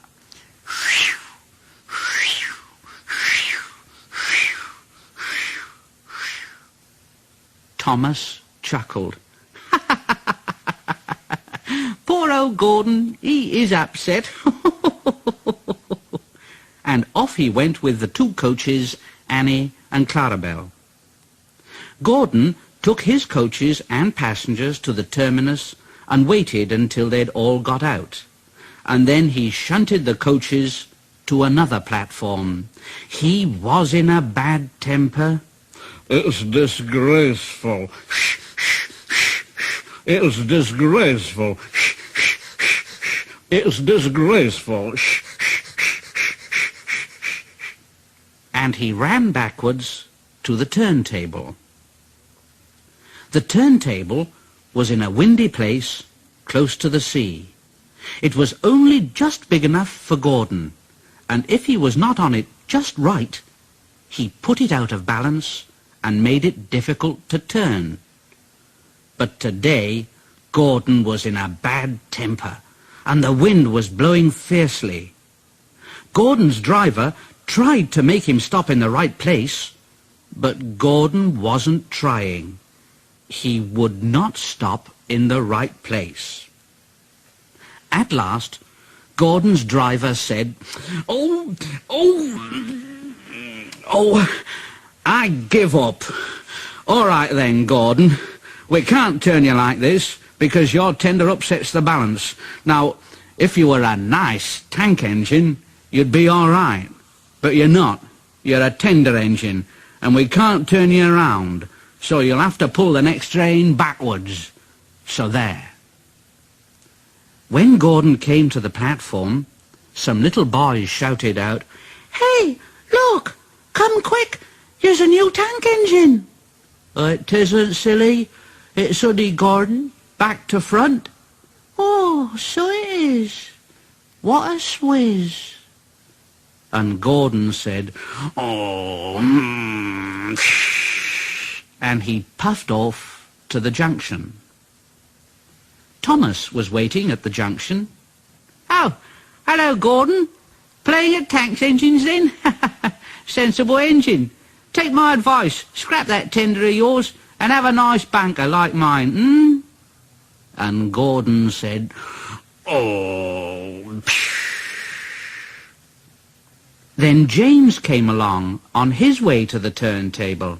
"Oh, hello, Gordon. Got stuck on the turntable then, are you?" You be careful, James. Otherwise you might get stuck too." No. I won't get stuck. I'm not as fat as you are. Now you just watch me." And James went along to the turntable and stopped on just the right place to balance the table. It could swing easily. The fireman turned the handle and James turned, much too easily. The wind caught him and puffed him round and round like a top. He couldn't stop. He was spinning round and round when Gordon came along. Well, James. What are you doing? Playing roundabouts, hmm?" At last, the wind died down, and James stopped turning and rolled off the table to the engine shed, feeling very, very giddy.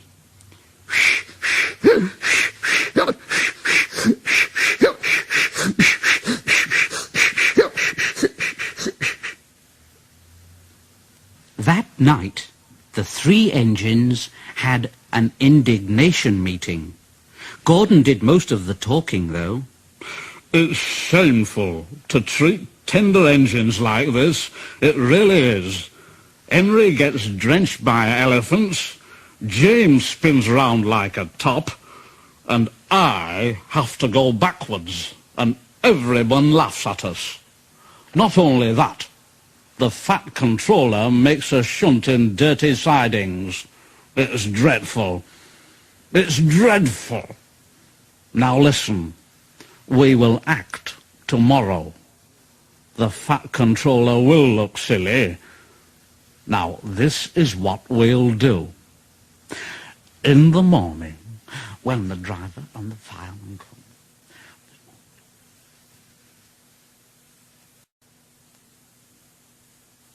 Trouble in the shed. The fat controller sat in his office and listened.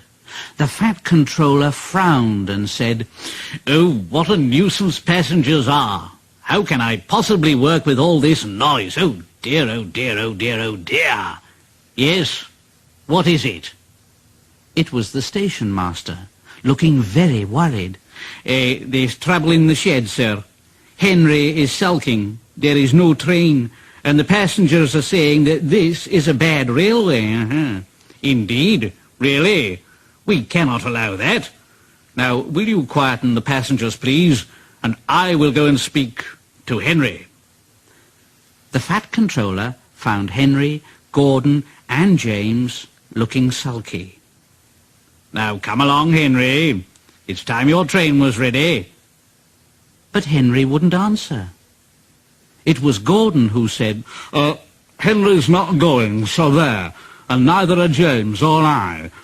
We won't shunt like common tank engines. We're important tender engines, if you don't mind. You fetch our coaches for us, and we'll pull them. But we won't shunt. Tender engines don't shunt. So there." And all three engines let off steam in a cheeky way. And the fat controller said, "Oh, indeed. Engines on my railway do as they're told. I'll go and find Edward." Edward was shunting. "I say, Edward, leave those tracks, will you please? I want you to push coaches for me in the yard." "Oh, thank you, sir. That will be a nice change." "That's a good engine. Off you go then." So Edward found coaches for the three engines, and that day the trains ran as usual. But when the fat controller came next morning, Edward looked unhappy. Gordon came past, clanking and hissing very rudely.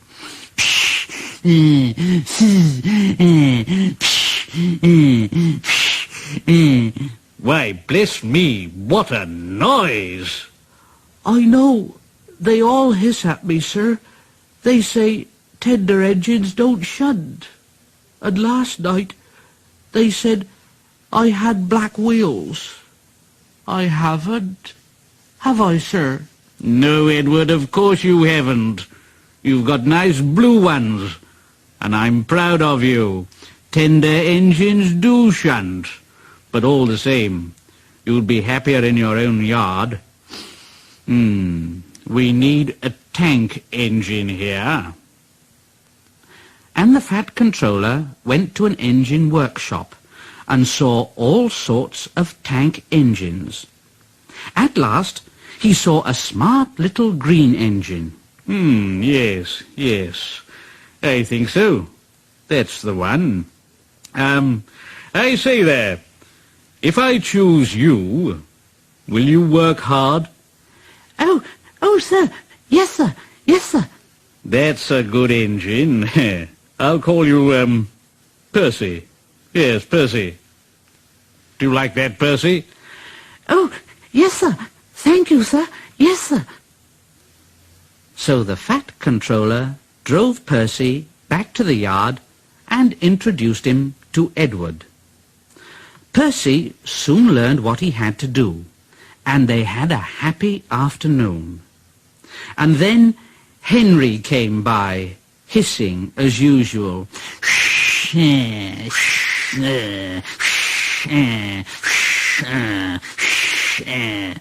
But Percy just went... That really frightened Henry. He jumped and ran away. Edward laughed and said, "Oh, how beautifully you whooshed him, Percy. I can't make a noise like that." "Oh, that's nothing. You should hear them in the workshops. You have to make a noise like that to be heard." Next morning, Thomas arrived. "Hello, Edward." "Oh, hello, Thomas. The Fat Controller sent for me. I expect he wants help." "Oh, he does indeed, Thomas. Here he comes now." Well done, Thomas. You have been quick. Now listen, Henry, Gordon and James are sulking. They say they won't shunt like common tank engines, so I've shut them up. And I want you both to run the line. "Common tank engines, indeed. We'll show them." Well done, Thomas. And Percy here will help too. Won't you, Percy? "Oh, sir. Yes, sir, please, sir." Edward and Thomas pulled the trains. They started at opposite ends and whistled to each other as they passed. There were fewer trains, but the passengers didn't mind. They knew the three other engines were having a lesson. Henry, Gordon and James stayed shut in the shed and were cold, lonely and miserable. They wished now they hadn't been so silly.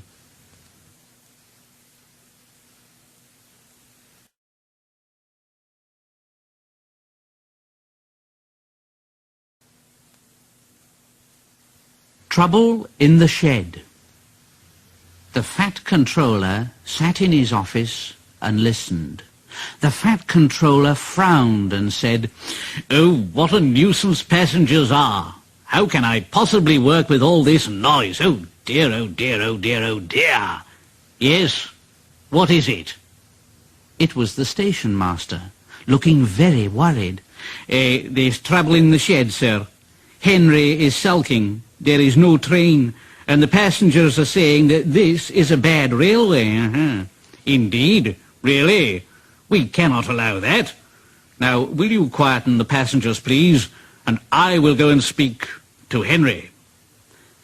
The Fat Controller found Henry, Gordon and James looking sulky. "Now come along, Henry.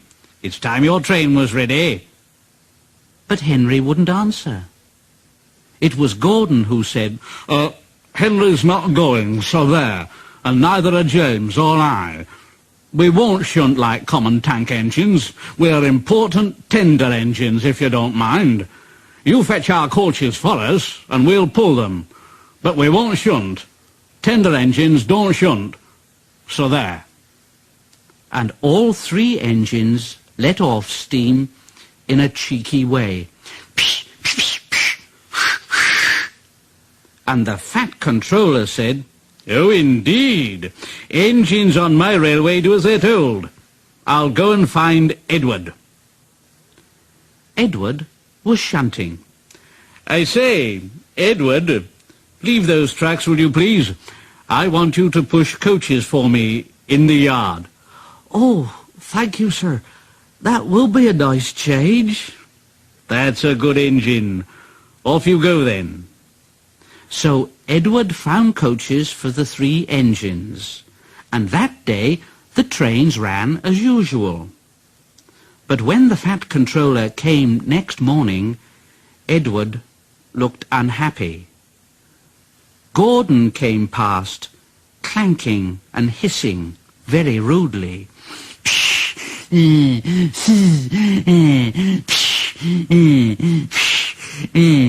Why, bless me, what a noise! "I know. They all hiss at me, sir. They say tender engines don't shunt. And last night they said I had black wheels. I haven't. Have I, sir?" No, Edward, of course you haven't. You've got nice blue ones, and I'm proud of you. Tender engines do shunt, but all the same, you'd be happier in your own yard. We need a tank engine here. And the Fat Controller went to an engine workshop and saw all sorts of tank engines. At last, he saw a smart little green engine. Yes. I think so. That's the one. I say there, if I choose you, will you work hard? Oh, sir. Yes, sir. Yes, sir. That's a good engine. I'll call you, Percy. Yes, Percy. Do you like that, Percy? Oh, yes, sir. Thank you, sir. Yes, sir. So the Fat Controller drove Percy back to the yard and introduced him to Edward. Percy soon learned what he had to do, and they had a happy afternoon. And then Henry came by, hissing as usual.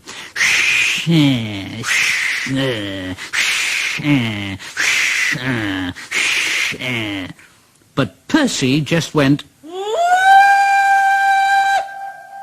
That really frightened Henry. He jumped and ran away. Edward laughed and said, "Oh, how beautifully you whooshed him, Percy. I can't make a noise like that." "Oh, that's nothing. You should hear them in the workshops.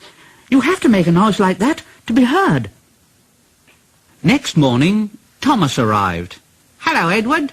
"Oh, hello, Thomas." "The Fat Controller sent for me. I expect he wants help." "Oh, he does indeed, Thomas. Here he comes now." Well done, Thomas. You have been quick. Now listen, Henry, Gordon and James are sulking. They say they won't shunt like common tank engines, so I've shut them up. And I want you both to run the line. "Common tank engines, indeed. We'll show them." Well done, Thomas. And Percy here will help too. Won't you, Percy? "Oh, sir. Yes, sir, please, sir." Edward and Thomas pulled the trains. They started at opposite ends and whistled to each other as they passed. There were fewer trains, but the passengers didn't mind. They knew the three other engines were having a lesson. Henry, Gordon and James stayed shut in the shed and were cold, lonely and miserable. They wished now they hadn't been so silly.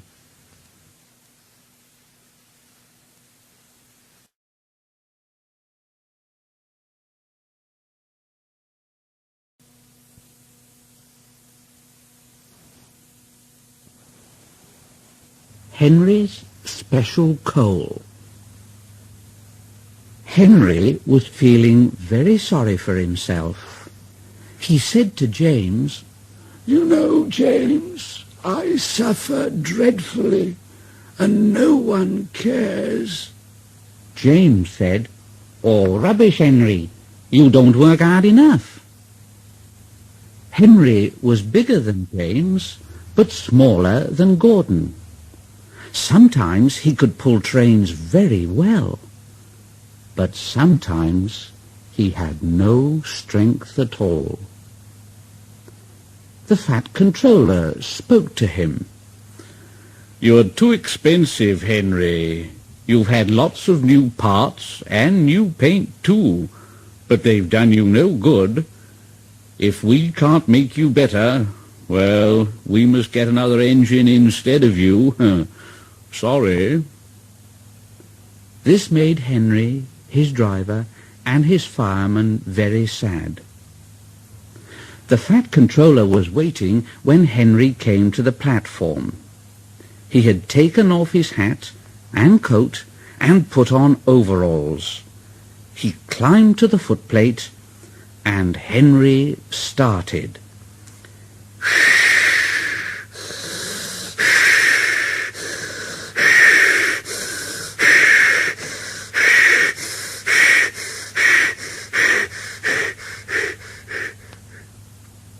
Henry's fireman said, "You know, sir, Henry is a bad steamer.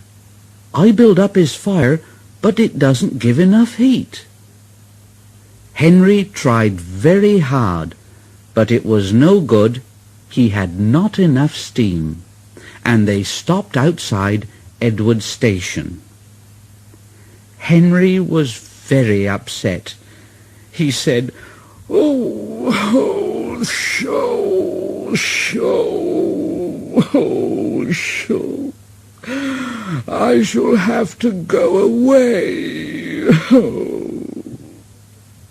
So Edward took charge of the train, and Henry stopped behind. The fat controller said to the fireman, "Look here, what do you think is wrong with Henry, "Well, sir, if you don't mind my saying so, the coal is wrong. We've had a poor lot lately, and today it's worse. The other engines can manage. They've got big fireboxes, but Henry's is small and can't make the heat. Now, with Welsh coal, he'd be different, see?" "Oh, Welsh coal, eh? Well, it's expensive, but Henry must have a fair chance. James shall go and fetch some Welsh coal." When the Welsh coal came, Henry's driver and fireman were excited. This is fine now. We'll show them, Henry, old fellow, eh?" And they carefully oiled all his joints and polished his brass till it shone like gold.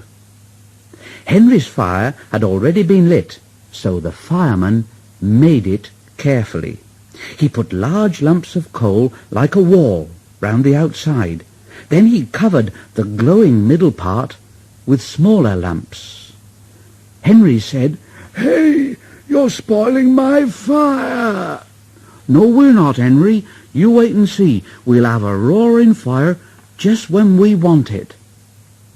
And he was right. When Henry reached the platform, the water was boiling nicely, and he had to let off steam to show how happy he was. Oh,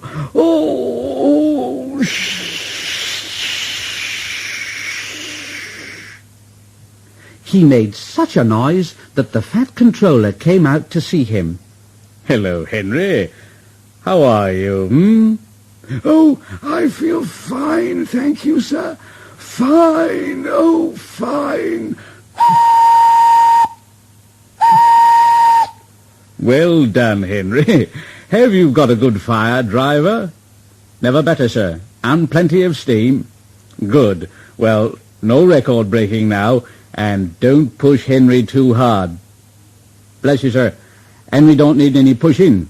I'll have to hold him back." And off they went.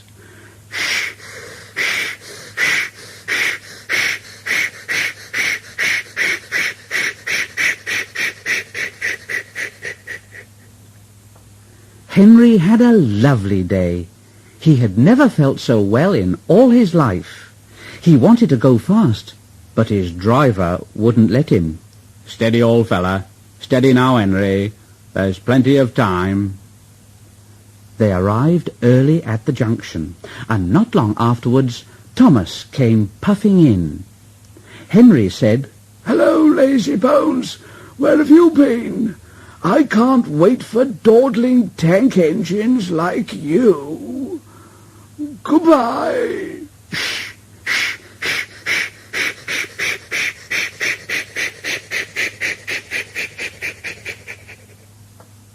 Thomas was astonished. He said to Annie and Clarabel as Henry disappeared, "Whoa! Wow! Have you ever seen anything like it?" And both Annie and Clarabel agreed that they never had.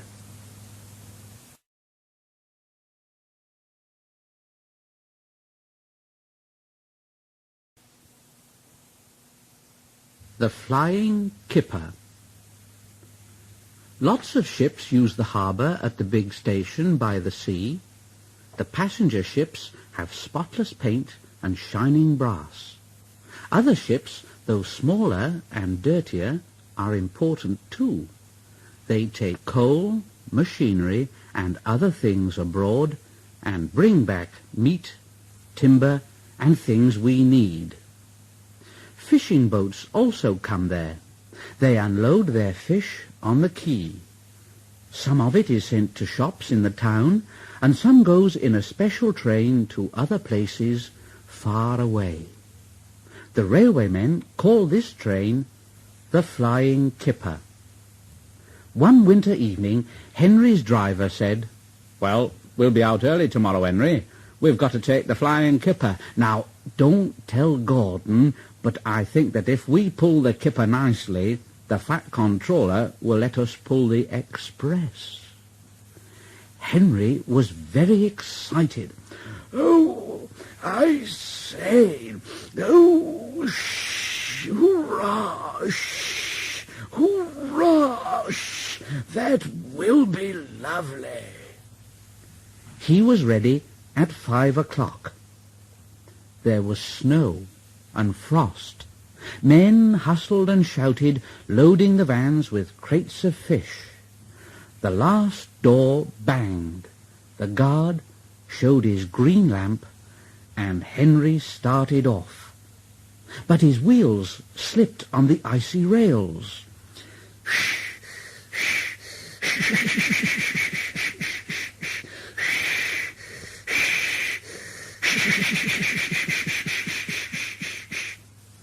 Henry got cross with the vans. "Come on, come on. Don't be silly, don't be silly, don't be silly, don't be silly, don't be silly. Come on, come on. Don't be silly, don't be silly, don't be silly, don't be silly, don't be silly, don't be silly, don't be silly."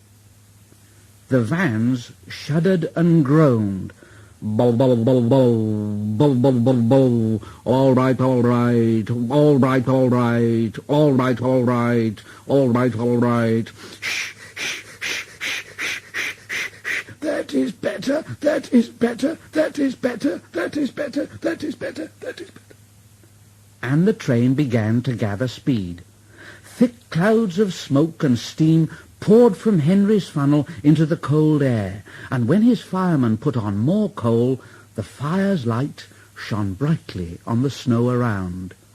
Henry went faster and faster. Hurry, hurry, hurry, hurry, hurry, hurry, hurry, hurry, hurry, hurry, hurry, hurry, hurry, hurry, hurry, hurry.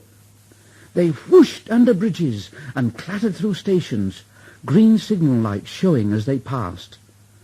They were going well. The light grew better, and a yellow signal appeared ahead. Henry thought, Distance signal up. That means caution. Henry's driver shut off the steam and prepared to stop. But the home signal was down, and so he said, "All clear, Henry. Go on, away we go." They couldn't know the points from the main line to the siding were frozen, and that the signal had been set at danger. A fall of snow had forced it down. A goods train waited in the siding to let the Flying Kipper pass. The driver and the fireman were drinking cocoa in the brake van. The guard pulled out his watch and he said, you know, the Flying Kipper is due." The fireman said, "Who cares about the Flying Kipper? This is good cocoa." The driver got up and said, "Hey, come on, fireman, back to our engine." "But I haven't finished my cocoa yet." Then suddenly there was a terrible crash. The brake van broke, the three men shot in the air like jacks in the box and landed in the snow outside. Henry's driver and fireman jumped clear before the crash. The fireman fell head first into a heap of snow, and he kicked his legs about so much the driver couldn't pull him out. Henry was sprawled over on his side. He looked very surprised. Oh, what happened? Shh, oh, shh, oh, shh. The goods train fireman was very cross. He waved his empty mug in the air. "You clumsy great engine! the best cup of cocoa I've ever had, and you bump into me and spill it all." The driver said, "Never mind your cocoa, fireman. Run and telephone the breakdown gang." The gang soon cleared the line, but they had hard work lifting Henry onto the rails. The fat controller came to see him. "Well, Henry, what have you got to say for yourself, "Oh, dear, sir, sir, the signal was down, sir. Honestly, it was, honestly." Cheer up, Henry. It wasn't your fault. Ice and snow caused the accident. I'm sending you to Crewe, a fine place for sick engines. They'll give you a new shape and a larger firebox, and then you'll feel a different engine, and you won't need special coal any more now. Won't that be nice, "Oh, yes, sir. Yes, sir. Yes." Henry liked being at Crewe, but was glad to come home. A crowd of people waited to see him arrive in his new shape. He looked so splendid and strong that they gave him 3 cheers. And Henry said, "Thank you, thank you, thank you."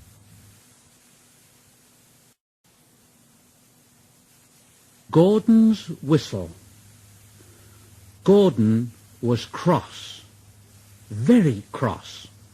Why should that Henry have a new shape? A shape good enough for me is good enough for him, surely.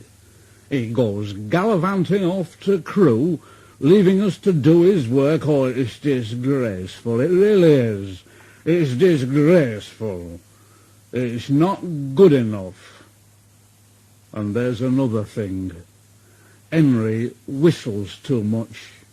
No respectable engine ever whistles loudly at stations.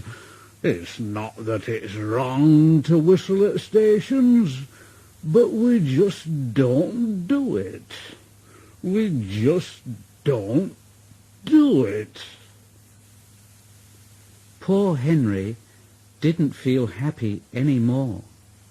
He said, "Oh, dear. Oh, dear. Oh, dear." But Percy said to him, "Never mind, Henry. I'm glad you're home again, and, quite frankly, I like your whistling." "Oh, thank you, Percy. Thank you, Percy. My friend." Next morning, Gordon was leaving the shed, and he called out to Henry, "Goodbye, Henry. Goodbye, Henry. We are glad to have you with us again, but be sure and remember what I said about whistling. Now, don't forget."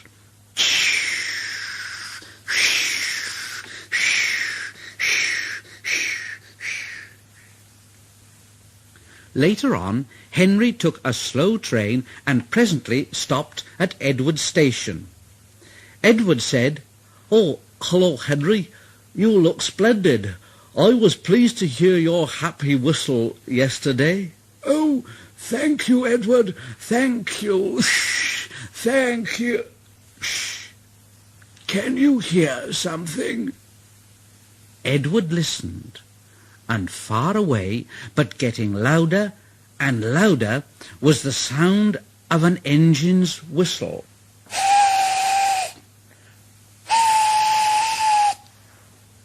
Edward said, "Well, it sounds like Gordon, and it ought to be Gordon.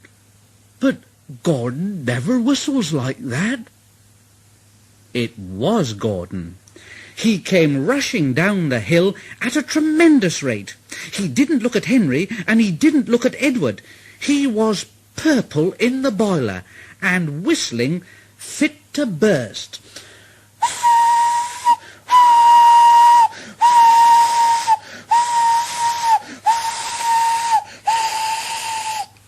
He screamed through the station and disappeared. "Well, what do you think of that, Henry?"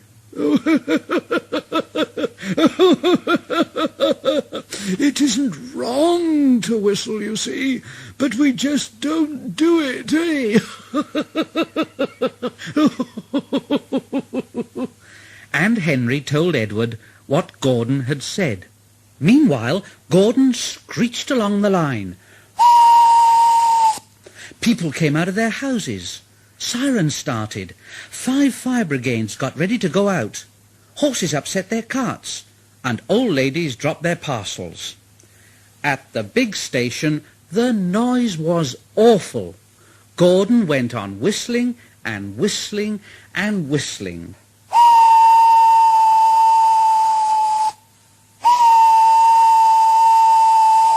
Porters and passengers held their ears.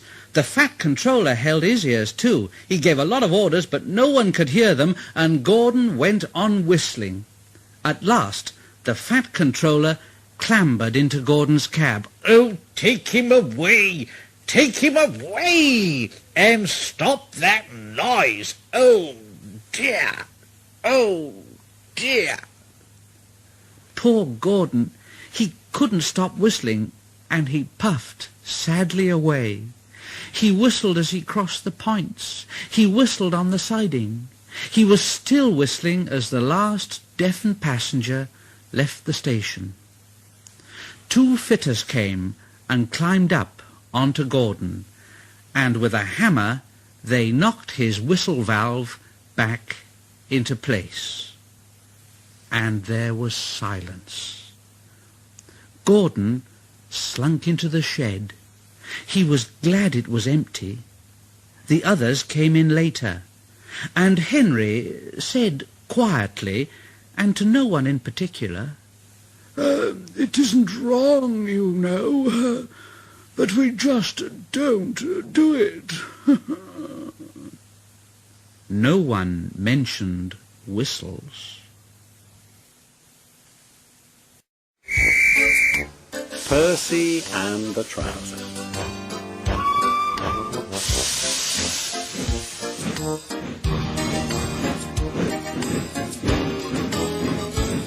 On cold mornings, Percy often saw workmen wearing scarves. "My funnel's cold, my funnel's cold," he would puff. "I want a scarf, I want a scarf." "Rubbish, Percy," said Henry one day. "Engines don't want scarves." "Engines with proper funnels do," said Percy in his cheeky way. "You've only got a small one." Henry snorted. He was proud of his short, neat funnel. Just then a train came in, and Percy, still puffing, "I want a scarf, I want a scarf," went to take the coaches to their siding. His driver always shut off steam just outside the station, and Percy would try to surprise the coaches by coming in as quietly as he could. 2 porters were taking some luggage across the line. They had a big load and were walking backwards to see that none fell off the trolley. Percy arrived so quietly that the porters didn't hear him until the trolley was on the line. The porters jumped clear.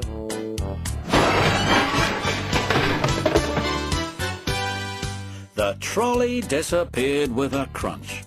Boxes and bags burst in all directions. "Oh, groaned Percy and stopped. Sticky streams of red and yellow jam trickled down his face. A top hat hung on his lamp iron. Clothes, hats, boots, shoes, skirts and blouses stuck to his front. A pair of striped trousers coiled lovingly round his funnel. They were grey no longer. Angry passengers looked at their broken trunks. The fat controller seized the top hat. "Mine," he said crossly. "Percy," he shouted, "look at this." "Yes, sir, I am, sir," a muffled voice replied. "My best trousers, too." "Yes, sir, please, sir," said Percy nervously. "I am very cross," said the fat controller. "We must pay the passengers for their spoiled clothes. My house is dented and my trousers are ruined, all because you will come into the station as if you were playing grandmother's steps with the coaches. The driver unwound the trousers. The fat controller waved them away. Percy wanted a scarf. He shall have my trousers for a scarf. They will keep him warm. Percy wore them back to the yard. He doesn't like scarves now. Henry's sneeze. One lovely Saturday morning, Henry was puffing along.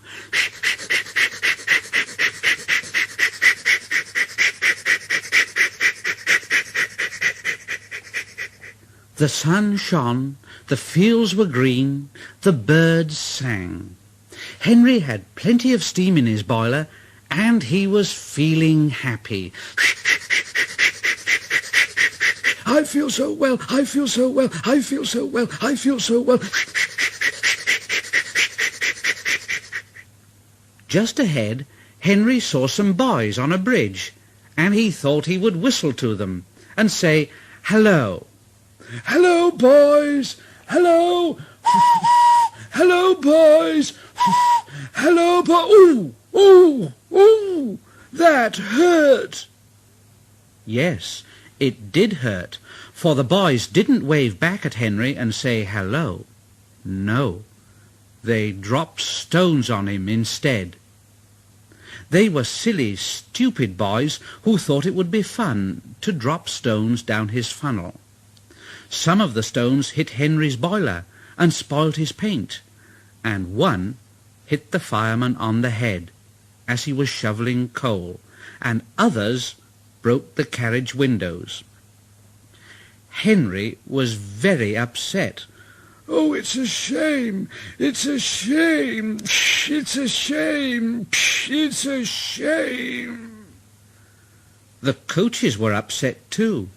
They've broken our glass, they've broken our glass, they've broken our glass, they've broken our glass.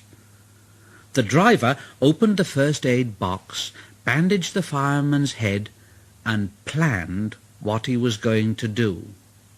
They stopped the train, and the guard asked if any of the passengers were hurt. No one was hurt, but everyone was cross. They saw the fireman's bumped head and told him what to do for it. And they looked at Henry's paint, and someone said, "Look here, this is too much. Call the police." But Henry's driver said, "No, you leave it to Henry and me. We'll teach those lads a lesson." "Well, what will you do then?" "Well, can you keep a secret?" Yes. Yes. Yes. Yes. Well then, Henry is going to sneeze at them. What? What? What? What? Yes, Henry is going to sneeze at them.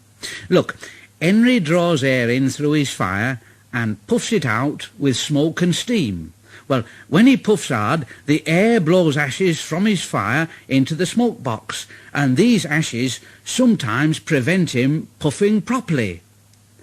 I mean, when your nose is blocked, you sometimes sneeze, don't you?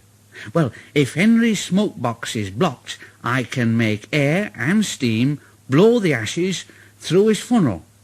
We will do it at the bridge and startle those young fellow-my-lads. You see. So Henry puffed onto the terminus where he had a rest. Then he took the train back. Lots of people were waiting at the station just before the bridge. They wanted to see what would happen. Henry's driver said, "Well, that's all right, Henry. Now, he's got plenty of ashes. Now, keep all the windows shut until we've passed the bridge. Henry is as excited as we are. Aren't you, old fellow, eh?" And he patted Henry's boiler. Henry didn't answer. He was feeling just a bit stuffed up. But he went, "Oh, yeah, yeah." He was already feeling like sneezing. The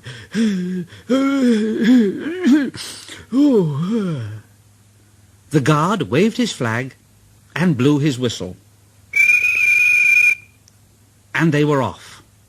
Soon, in the distance, they saw the bridge. Yes, the boys were there, and they all had stones. Henry's driver said, "Are you ready then, Henry? Now, sneeze hard when I tell you. Ready? Steady. Now!" And he turned the handle, and Henry went,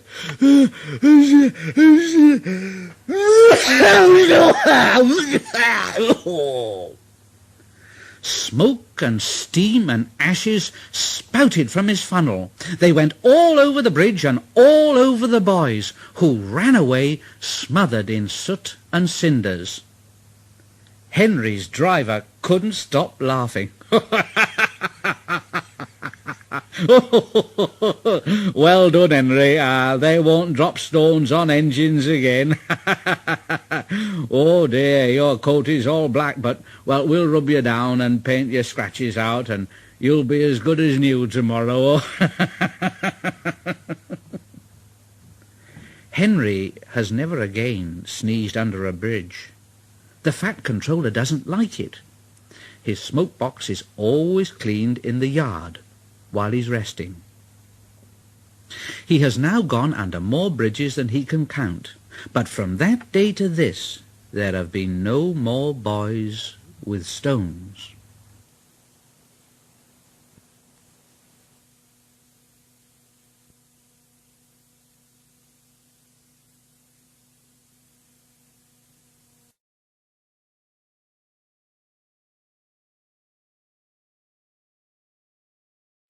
Toby and the Stout Gentleman. Toby is a tram engine. He is short and sturdy. He has cowcatchers and side plates, and he doesn't look like a steam engine at all.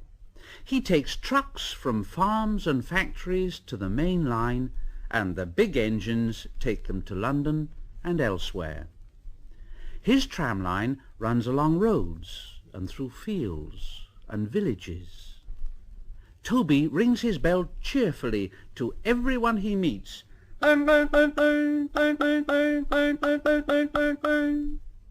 He has a coach called Henrietta, who has seen better days.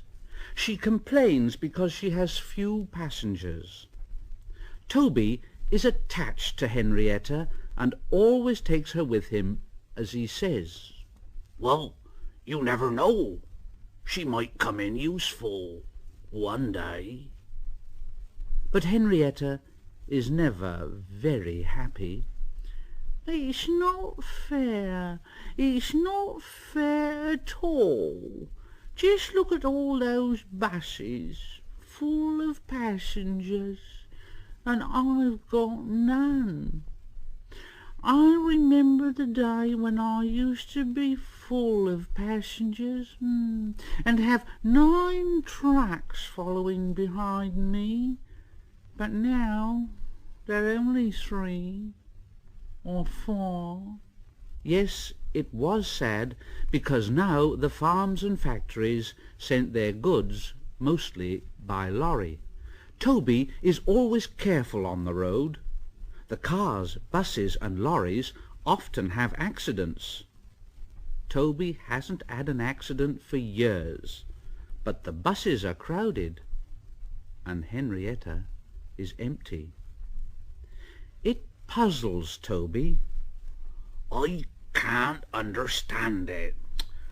I can't understand it." People come to see Toby, and they come by bus, and stare at him, and laugh, and say, "Oh, isn't he quaint? Oh, yes, isn't he quaint?" They make Toby cross. One day a car stopped close by, and a little boy jumped out and called to his sister, "Come on, Bridget! Come on, Bridget! Come on!" And together they ran across to Toby. 2 ladies and a stout gentleman followed. The gentleman looked important, but nice. The children ran back. "Oh, come on, grandfather! Oh, come, grandfather! Do look at this engine!" And seizing his hands, they almost dragged him along.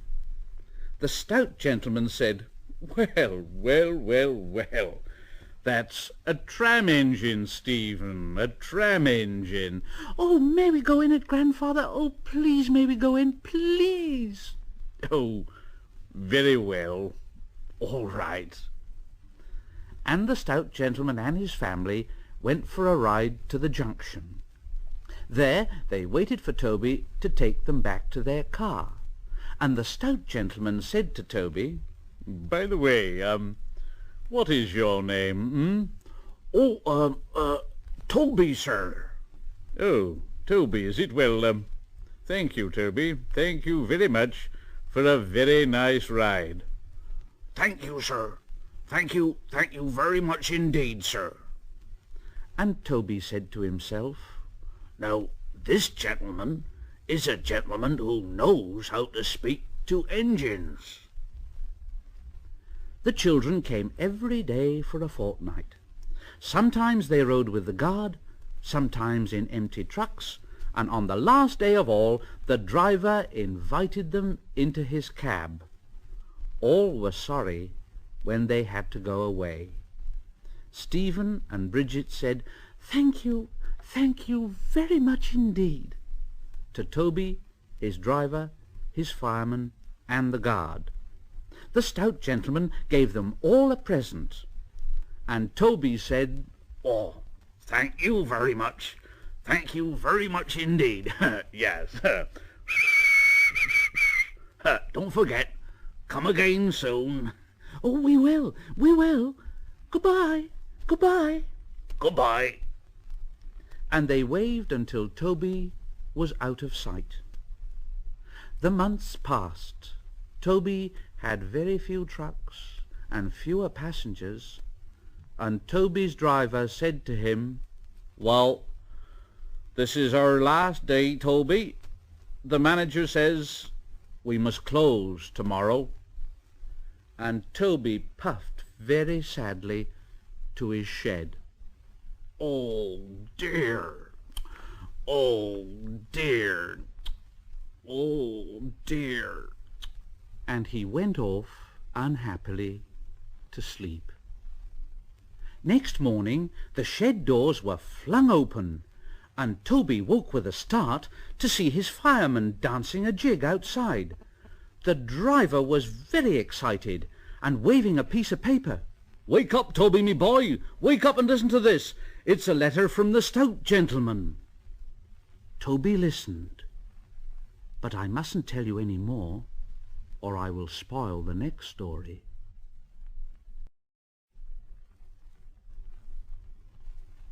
Thomas in Trouble.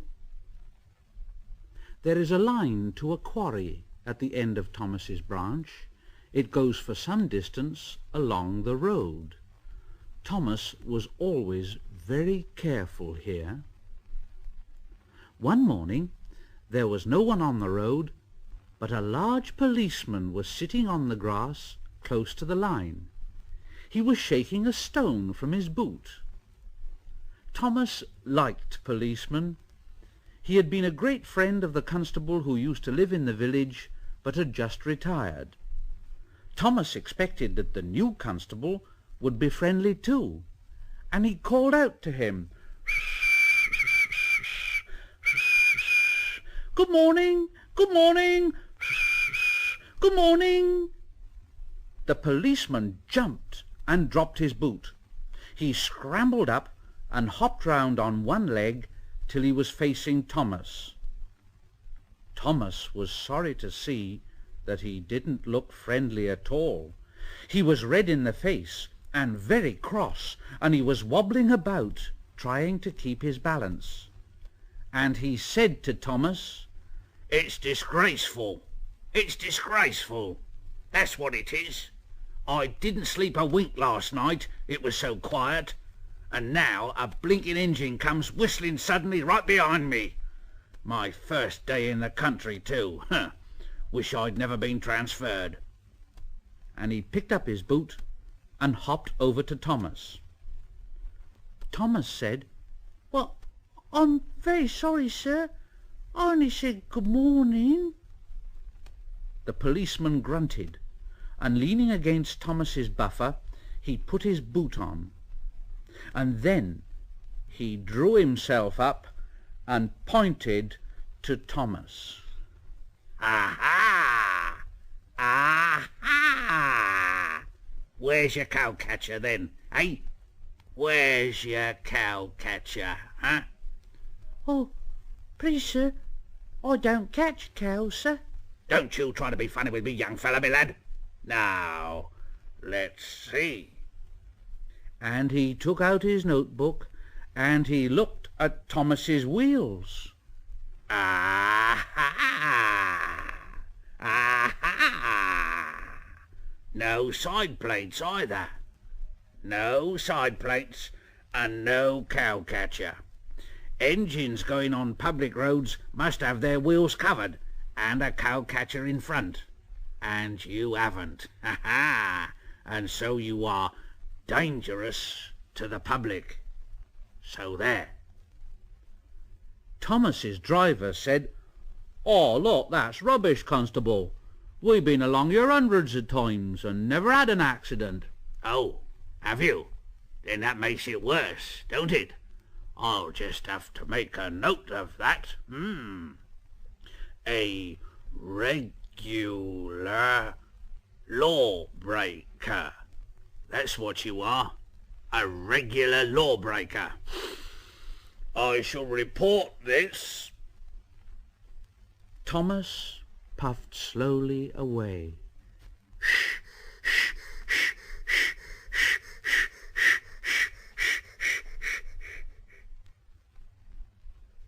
The fat controller was having breakfast when the telephone rang. "Oh, bother that telephone," And he said to his wife, "I'll be back in a minute. Oh, dear, dear, dear, dear." But when he came back he said, "Oh, bother, bother. I'm sorry, my dear, but Thomas is in trouble with the police. I must go down at once." He gulped down his coffee and hurried from the room. The policeman was waiting at the station. The fat controller spoke to him at once, and a crowd collected. Other policemen came to see what was happening, and the fat controller argued with them too, but it was no good.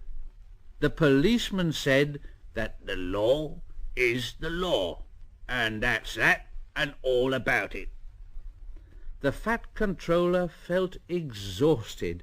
He mopped his face and said to Thomas's driver, "I'm sorry, driver. Oh dear, it's no use arguing with policemen. We will have to make one of those cow-catcher things for Thomas, I suppose." Thomas was horrified. "Everyone will laugh, sir. They'll say that I look like a tram." "Eh? What? Like a tram? Why, yes. Well done, Thomas.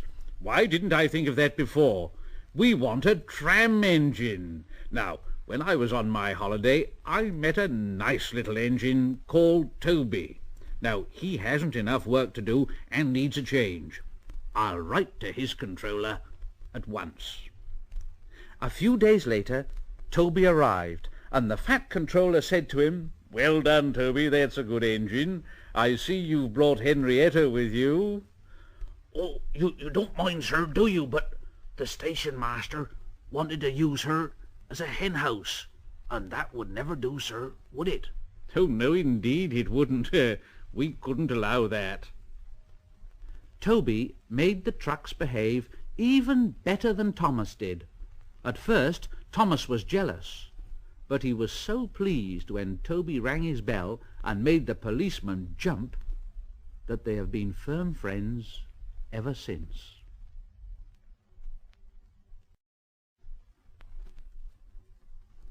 Dirty objects. Toby and Henrietta take the workmen to the quarry every morning.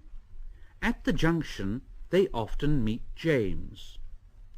Toby and Henrietta were shabby when they first came and needed new paint. James was very rude about them. Ugh, ugh, what dirty objects! Ugh, what dirty objects! At last, Toby lost his patience. You're James. Why are you red then, I'm a splendid engine, you see, ready for anything. You never see my paint dirty. Oh, no. Oh, that's why you once needed bootlaces to be ready, I suppose, James went redder than ever and snorted off. Shh, shh, shh, shh, shh, shh, shh,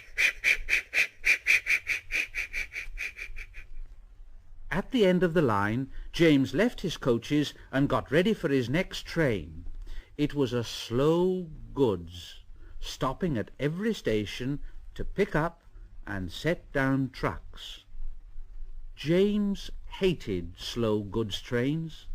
Dirty trucks from dirty sidings. I hate them. I hate them, I do, there you are.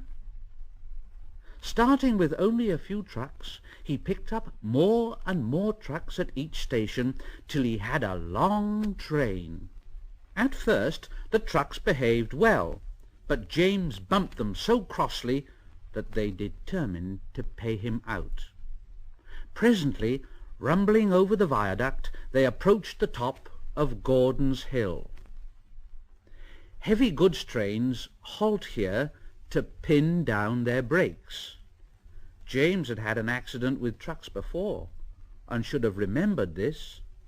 His driver called to him, "Wait, James, wait, wait!" But James wouldn't wait. He was too busy thinking what he would say to Toby when they next met. All too late, he saw where he was, and he tried to stop. The trucks saw their chance and started to laugh and shout, "Ha ha ha ha, ha ha ha," and banging their buffers, they pushed him down the hill. The guard tightened his brakes until they screamed, and the trucks shouted, "Oh, oh, oh, oh, oh, oh, oh, oh, oh, oh, oh!" James was frightened. "I've got to stop! I've got to stop! I've got to stop! I've got to stop!" And setting his brakes, he managed to check the truck's mad rush, but they were still going much too fast to stop in time. Through the station they thundered and lurched into the yard. James said, "Oh, oh, oh," and shut his eyes.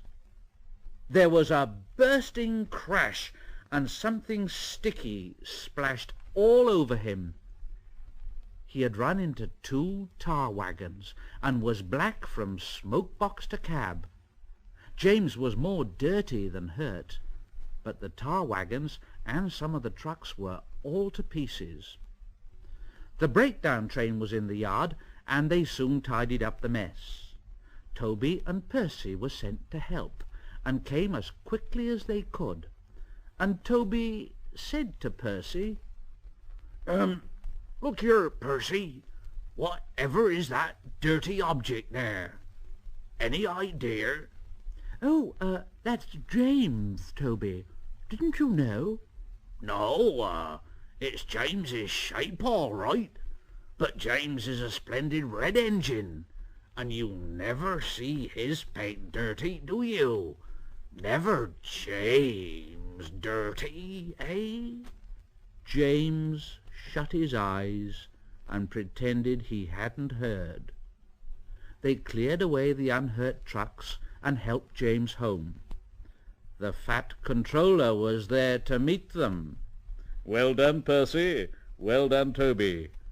And now you, James. Really.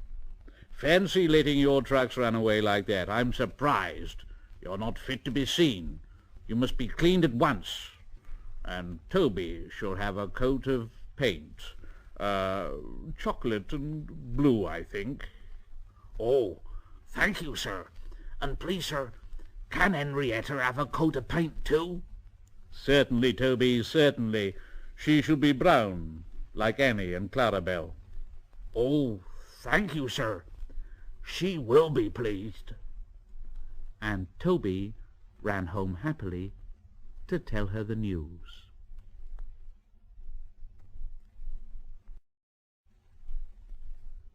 Mrs. Kyndley's Christmas.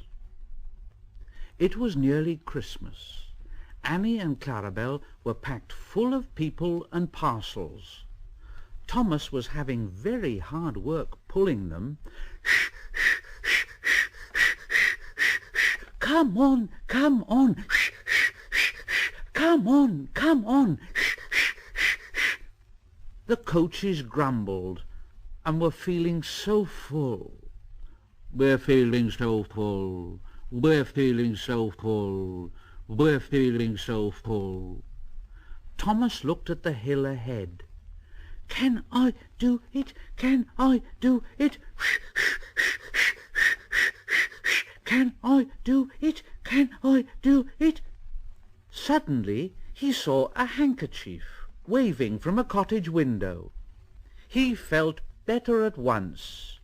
Yes, I can. Oh, yes, I can. Oh, yes, I can. Shh, shh, shh, shh, shh, shh, shh. Oh, yes, I can. He pulled his hardest and was soon through the tunnel and resting in the station. Thomas's driver said to him, "That was Mrs. Kyndley who waved to you, Thomas. She has to stay in bed all day." "Oh, has she? Oh, poor lady, I am sorry for her. I am sorry." Engines have heavy loads at Christmas time, but Thomas and Toby didn't mind the hard work when they saw Mrs. Kyndley waving. But then it began to rain. It rained for days and days. Thomas didn't like it. Mrs. Kyndley couldn't wave on wet days. But whether she waved or not, they always whistled when they passed the little lonely cottage. Its white walls stood out against the dark background of the hills. Then, one day, Thomas's fireman said, "Hullo, look at that." The driver came across the cab. "Ah, something's gone wrong there." And there, hanging, flapping, and bedraggled from a window of Mrs. Kyndley's cottage, was something that looked like a large red flag. "Mrs. Kyndley needs help, I expect. Let's stop, Thomas." And he put on the brakes, and Thomas gently stopped. The guard came squelching through the rain and mud up to Thomas's cab, and the driver pointed to the flag. "See if there's a doctor on the train, and ask him to go to the cottage. Then walk back to the station and tell him that we've stopped." The fireman went to see if the line was clear in front. 2 passengers left the train and climbed to the cottage. Then the fireman returned, and the driver said, "Well, I think we'll back down to the station, so that Thomas can get a good start." But the fireman said, "Huh, we shan't get up that hill. Come and see what's happened." They walked along the line, round the bend, and the driver said, "Whoa, Jiminy Christmas! Go back to the train. I'm going to the cottage." He found the doctor with Mrs. Kyndley. "Are you all right, Mrs. Kyndley?" "Oh, yes, thank you. It was silly of me to faint, wasn't it? But you saw the red dressing-gown hanging out of the window, didn't you? Are you all safe?" "Oh, yes, thank you, ma'am. I've just come to thank you. You know what, doctor? There's a landslide in the cutting. Mrs. Kyndley saw it from the window, and she stopped us. She saved our lives." "God bless you, ma'am." And the driver went back to the train. They cleared the line by Christmas Day, and the sun shone as a special train puffed up from the junction. First came Toby, then Thomas with Annie and Clarabel, and last of all, but very pleased at being allowed to come, was Henrietta. The fat controller was there, and lots of other people who wanted to say thank you to Mrs. Kyndley. The engines whistled and called out when they reached the cottage. Happy Christmas! Happy Christmas! Happy Christmas! The people got out and climbed to the cottage. Thomas and Toby wished they could go too. Mrs. Kyndley's husband met them at the door.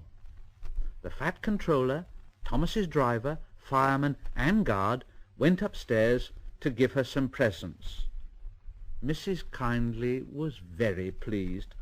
"Oh, you're very good to me, very good indeed." And the fat controller said, "The passengers and I hope that you will accept these tickets for the South Coast, Mrs. Kyndley, and get really well in the sunshine. We cannot thank you enough for preventing an accident, a nasty accident. Now, I hope we've not tired you. Goodbye, and a happy Christmas." Then, going quietly downstairs, they joined the group outside the window and sang some carols. Mrs. Kyndley is now at Bournemouth, getting better every day, and Thomas and Toby are looking forward to the time when they can welcome her home.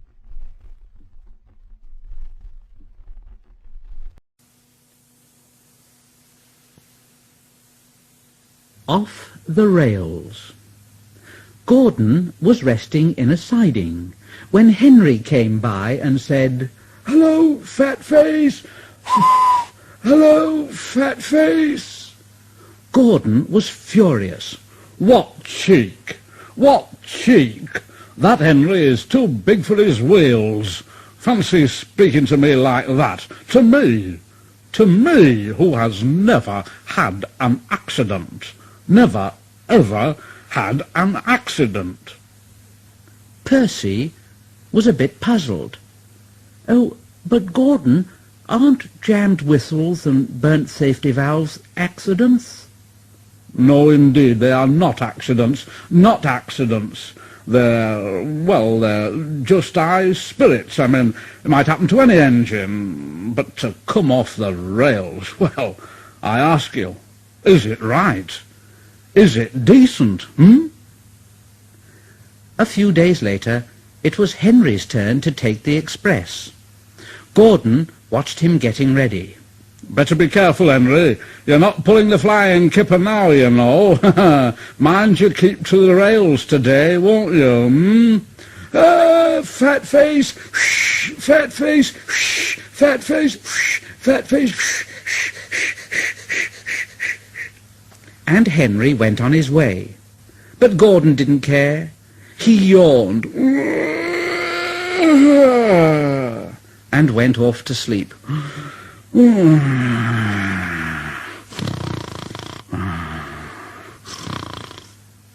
But he didn't sleep long, because his driver came along and said, "Come on, wake up, Gordon. A special train's coming and we're to pull it."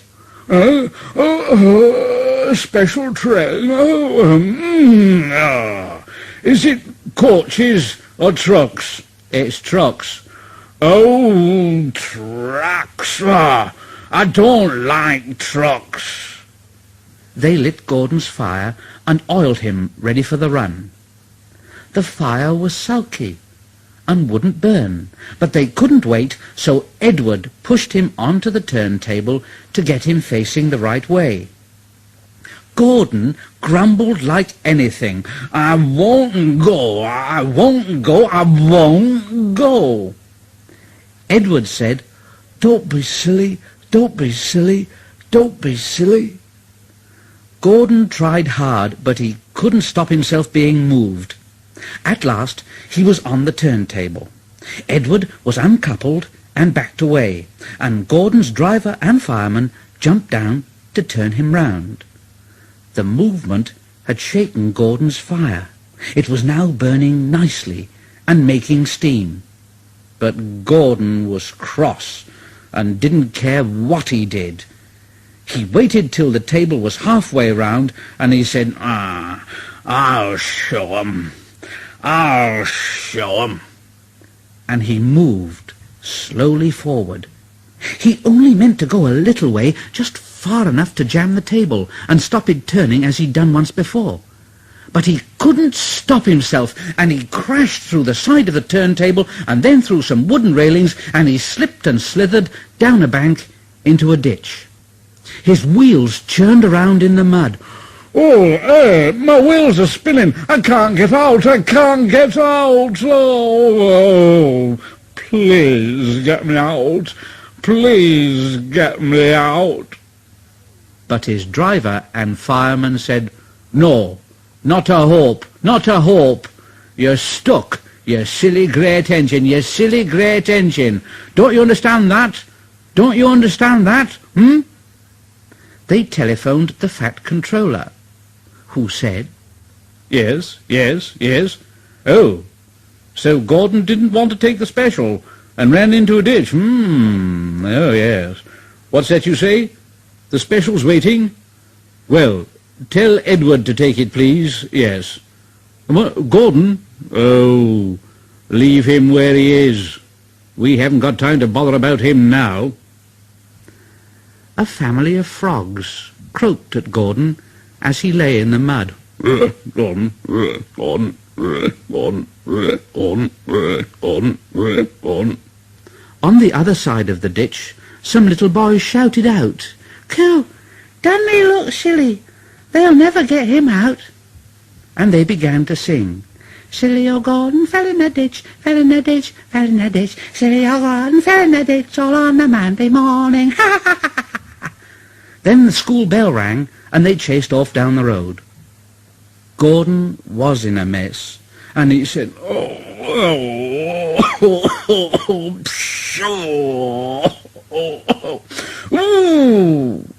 And he blew away 3 tadpoles and an inquisitive newt. And Gordon lay in the ditch all day long, and he was very, very unhappy. Oh dear, oh dear, I shall never get out. I shall never get out.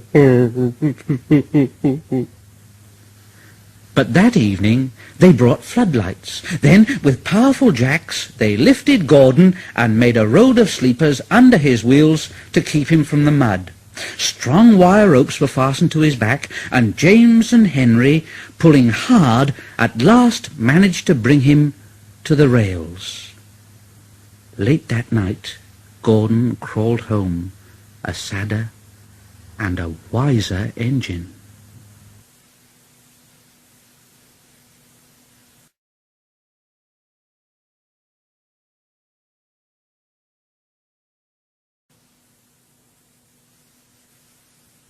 Autumn leaves. 2 men were cleaning Gordon. Gordon didn't like it. Mind my eye, mind my eye. You've got your holes in my eye. Oh, stop it. Oh, shut up, silly. Shut up. Here, Bert, did you ever see such mud? No, Alf, I never did. You ought to be ashamed, Gordon, giving us extra work like this. The hosing and the scrubbing stopped. Gordon opened one eye, but shut it quickly. The Fat Controller came along. Now, wake up, Gordon, and listen to me, will you? Now, look, you will pull no more coaches until you're a really useful engine. Understand that? A really useful engine. So there. So Gordon had to spend his time pulling trucks, and he felt his position deeply. Oh, goods trains. Goods trains. Oh, I ate goods trains. I ate them. And he went up to the trucks, and he banged them about, and they shouted out, "Oh, oh, oh, oh, oh, oh, oh, oh, oh, oh, oh, oh." Oh! James, who was watching all this, said, "It's no good going on like that, Gordon. Trucks will be trucks, you know." Ah, well, not with me they won't. Not with me. Huh? I'll teach 'em. Go on. And another truck scurried away. Huh. They tried to push me down the hill this morning, James. Huh. It's slippery there. You'll probably need some help with the express, you know. Me? Help? Ha! I don't need any help on hills. Gordon laughed and got ready for his next train. And James went away to take the express. Slippery hills indeed. I don't need help. Come on, you coaches. Come on.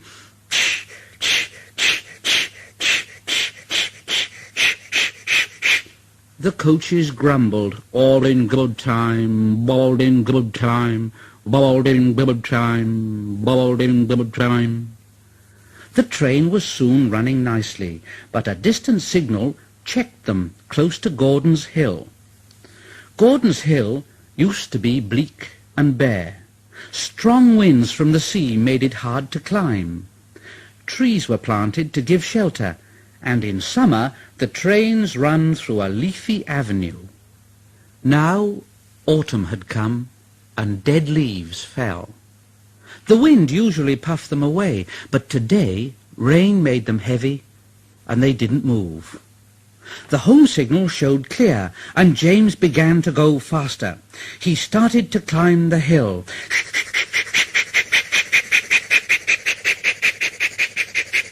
Easy, do it, easy, do it, easy, do it, easy, do it, easy, do it, easy, do it, easy, do it.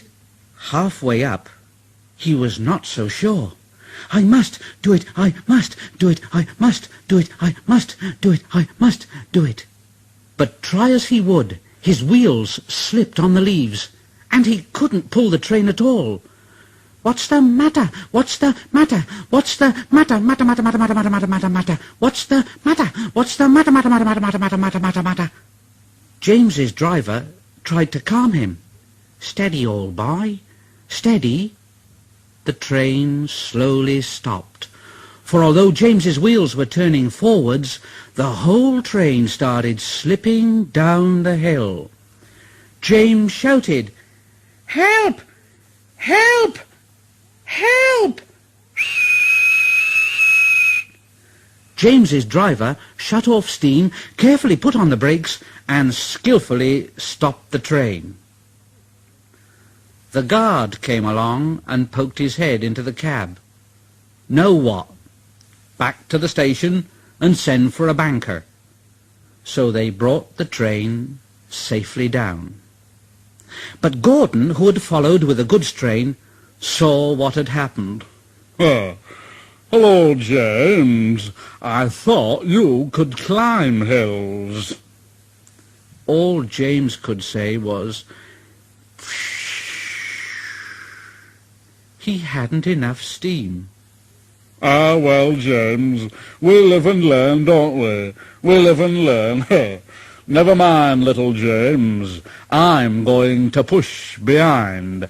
Now look, whistle when you are ready, So James waited till he had plenty of steam, and then he went,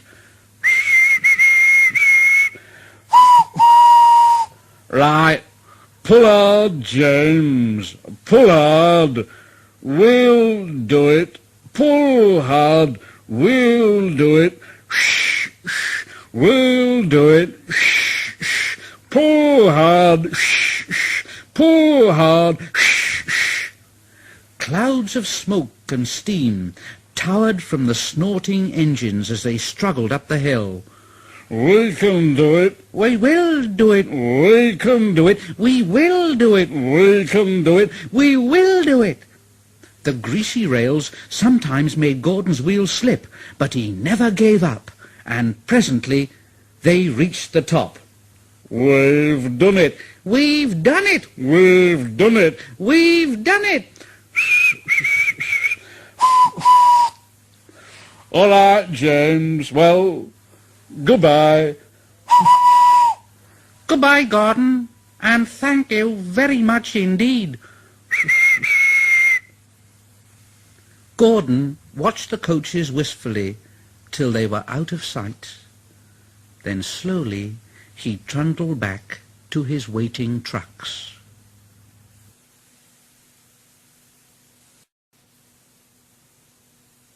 Down the mine.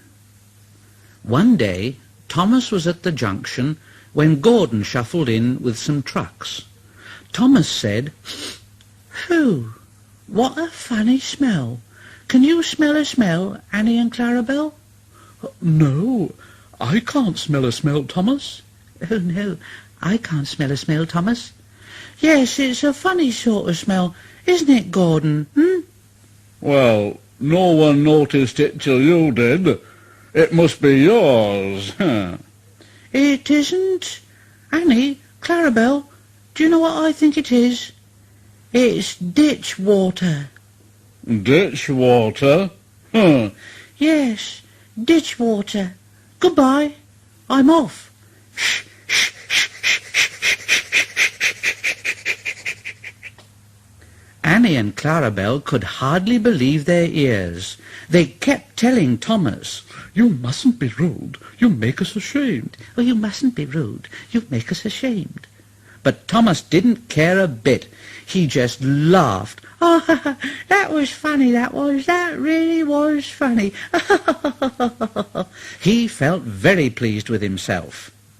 Annie and Clarabel were deeply shocked. They had great respect for Gordon, the big engine. Thomas left the coaches at a station and went to a mine for some trucks. Long ago, miners digging for lead had made tunnels under the ground. Though strong enough to hold up trucks, their roofs could not bear the weight of engines. A large notice said, "Danger! Engines must not pass this board." Thomas had often been warned, but he didn't care. He'd often tried to pass the board, but he'd never succeeded, and he always used to say, "Ha! Silly old board! Silly old board!" This morning he laughed as he puffed along, and he made a plan. He had to push empty trucks into one siding and pull out full ones from another. His driver stopped him, and the fireman went to turn the points. The fireman waved, Come on! Come on! And then Thomas started.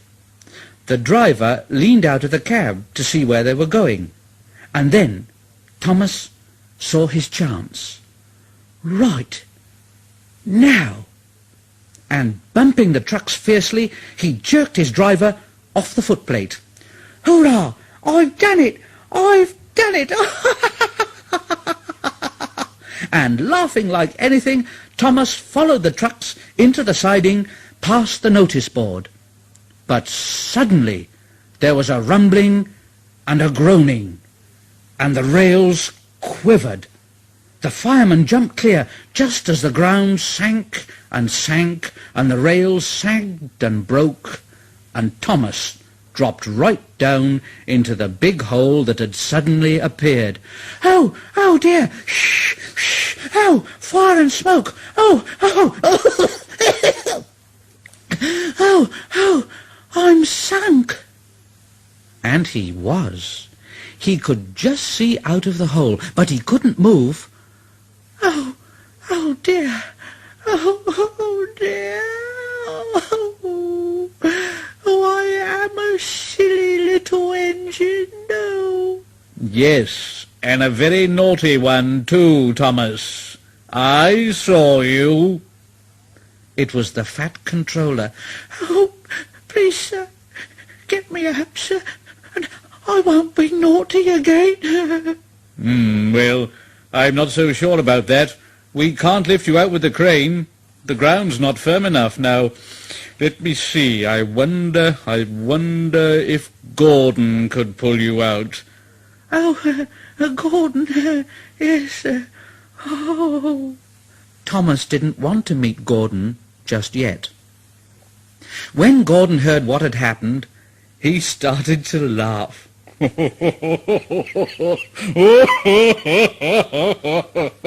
Down a mine, is he? Oh, what a joke. What a joke. Down a mine. And he went off to rescue Thomas. What a joke. What a joke. Shh, shh, shh, shh. Hello, little Thomas. Hey, you are in a mess, aren't you, eh? Never mind. We'll have you out in a couple of puffs. But they didn't pull Thomas out in 2 puffs. Gordon was panting hard and nearly purple before he dragged Thomas out of the hole and safely past the board. "Oh, Gordon, I am sorry that I was so cheeky." Oh, that's all right, Thomas. You made me laugh, you know, and, well, it did me good, you see, because I'm in disgrace, you know, and, well, I feel a bit low. "Oh, but I'm in disgrace too, Gordon." Why, so you are, Thomas. We're both in disgrace. Look, shall we form an alliance? An ally, what was it?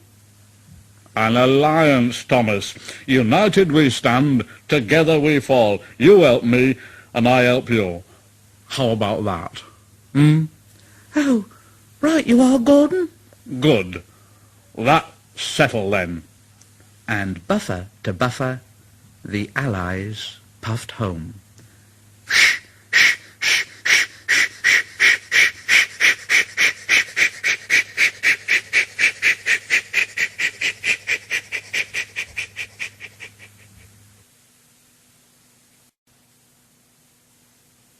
Paint pots and queens.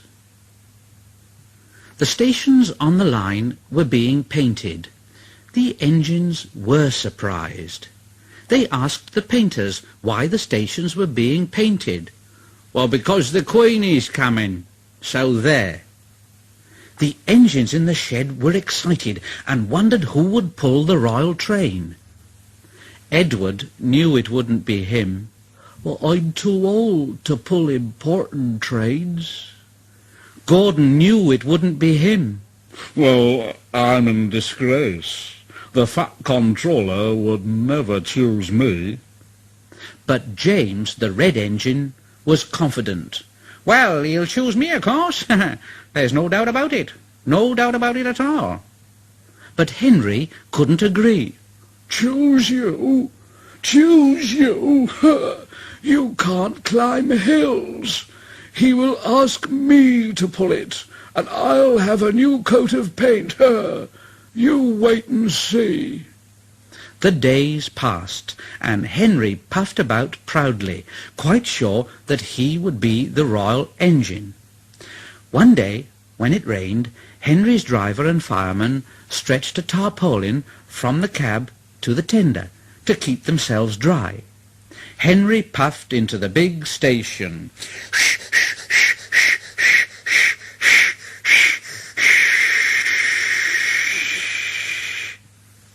A painter was climbing a ladder above the line. Henry's smoke puffed upwards in a big cloud. It was thick and black. The painter choked and couldn't see. Oh! He missed his footing on the ladder, dropped his paint pot, and fell, whoa, plop, onto Henry's tarpaulin. The paint poured all over Henry's boiler and trickled down each side, and the paint pot perched on Henry's dome. The painter clambered down and shook his brush at Henry. "Ah, you spoil my clean paint with your dirty smoke, and then you take the whole lot and make me go and fetch some more. Oh dear, oh dear, oh dear." The fat controller came pushing through the crowd. Dear me, you look like an iced cake, Henry. That won't do for the royal train. Oh, no. I'm afraid that I must make other arrangements, yes." And he walked over to the yard. Gordon and Thomas saw him coming, and both began to speak at once. Please, sir, I want—" Excuse me, sir, but I was thinking. Now, one at a time, please, one at a time. Now, what is it, Gordon? Well, sir, I just wanted to ask you if Thomas could have his branch line back again. I see. Uh-huh. And what do you want, Thomas? Oh, please, sir, can Gordon pull coaches again? I see. So that's it. Well, you've both been quite good lately, and you deserve a treat, so when the Queen comes, Edward will go in front and clear the line, Thomas will look after the coaches, and Gordon will pull the train. Oh, sir. Thank you, sir. Thank you. Oh, thank you, sir. Thank you. The great day came. Percy, Toby, Henry and James worked very hard bringing people to the town. Thomas sorted all their coaches in the yard. They're coming! They're coming! Edward steamed in, looking smart with flags and bright paint. 2 minutes passed, then 5, then 7, and then 10, and then... Everyone knew that whistle, and a mighty cheer went up as the Queen's train glided into the station. Gordon was spotless, and his brass shone. Like Edward, he was decorated with flags, but on his buffer beam he proudly carried the royal arms. The Queen was met by the Fat Controller, and before doing anything else, she thanked him for their splendid run. The Fat Controller bowed and said, "Not at all, Your Majesty. Thank you." And then the Queen said to the Fat Controller, "We have read a great deal about your engines. May we see them, please?" So he led the way to where all the engines were waiting. Toby and Percy said, "They're coming! They're coming!" Henry and James said, "Shh!" But Toby and Percy were too excited to care. The Fat Controller told the Queen their names, and she talked to each engine. Then, as she turned to go, Percy bubbled over. "Oh, I say, 3 cheers for the Queen. Hip, hip! Hip, hip! Hip, hip!" The Fat Controller held his ears, but the Queen, smiling, waved to the engines till she passed the gate. Next day, the Queen spoke specially to Thomas, who fetched the coaches, and to Edward and Gordon, who took her away, and no engines ever felt prouder than Thomas and Edward and Gordon, the big engine.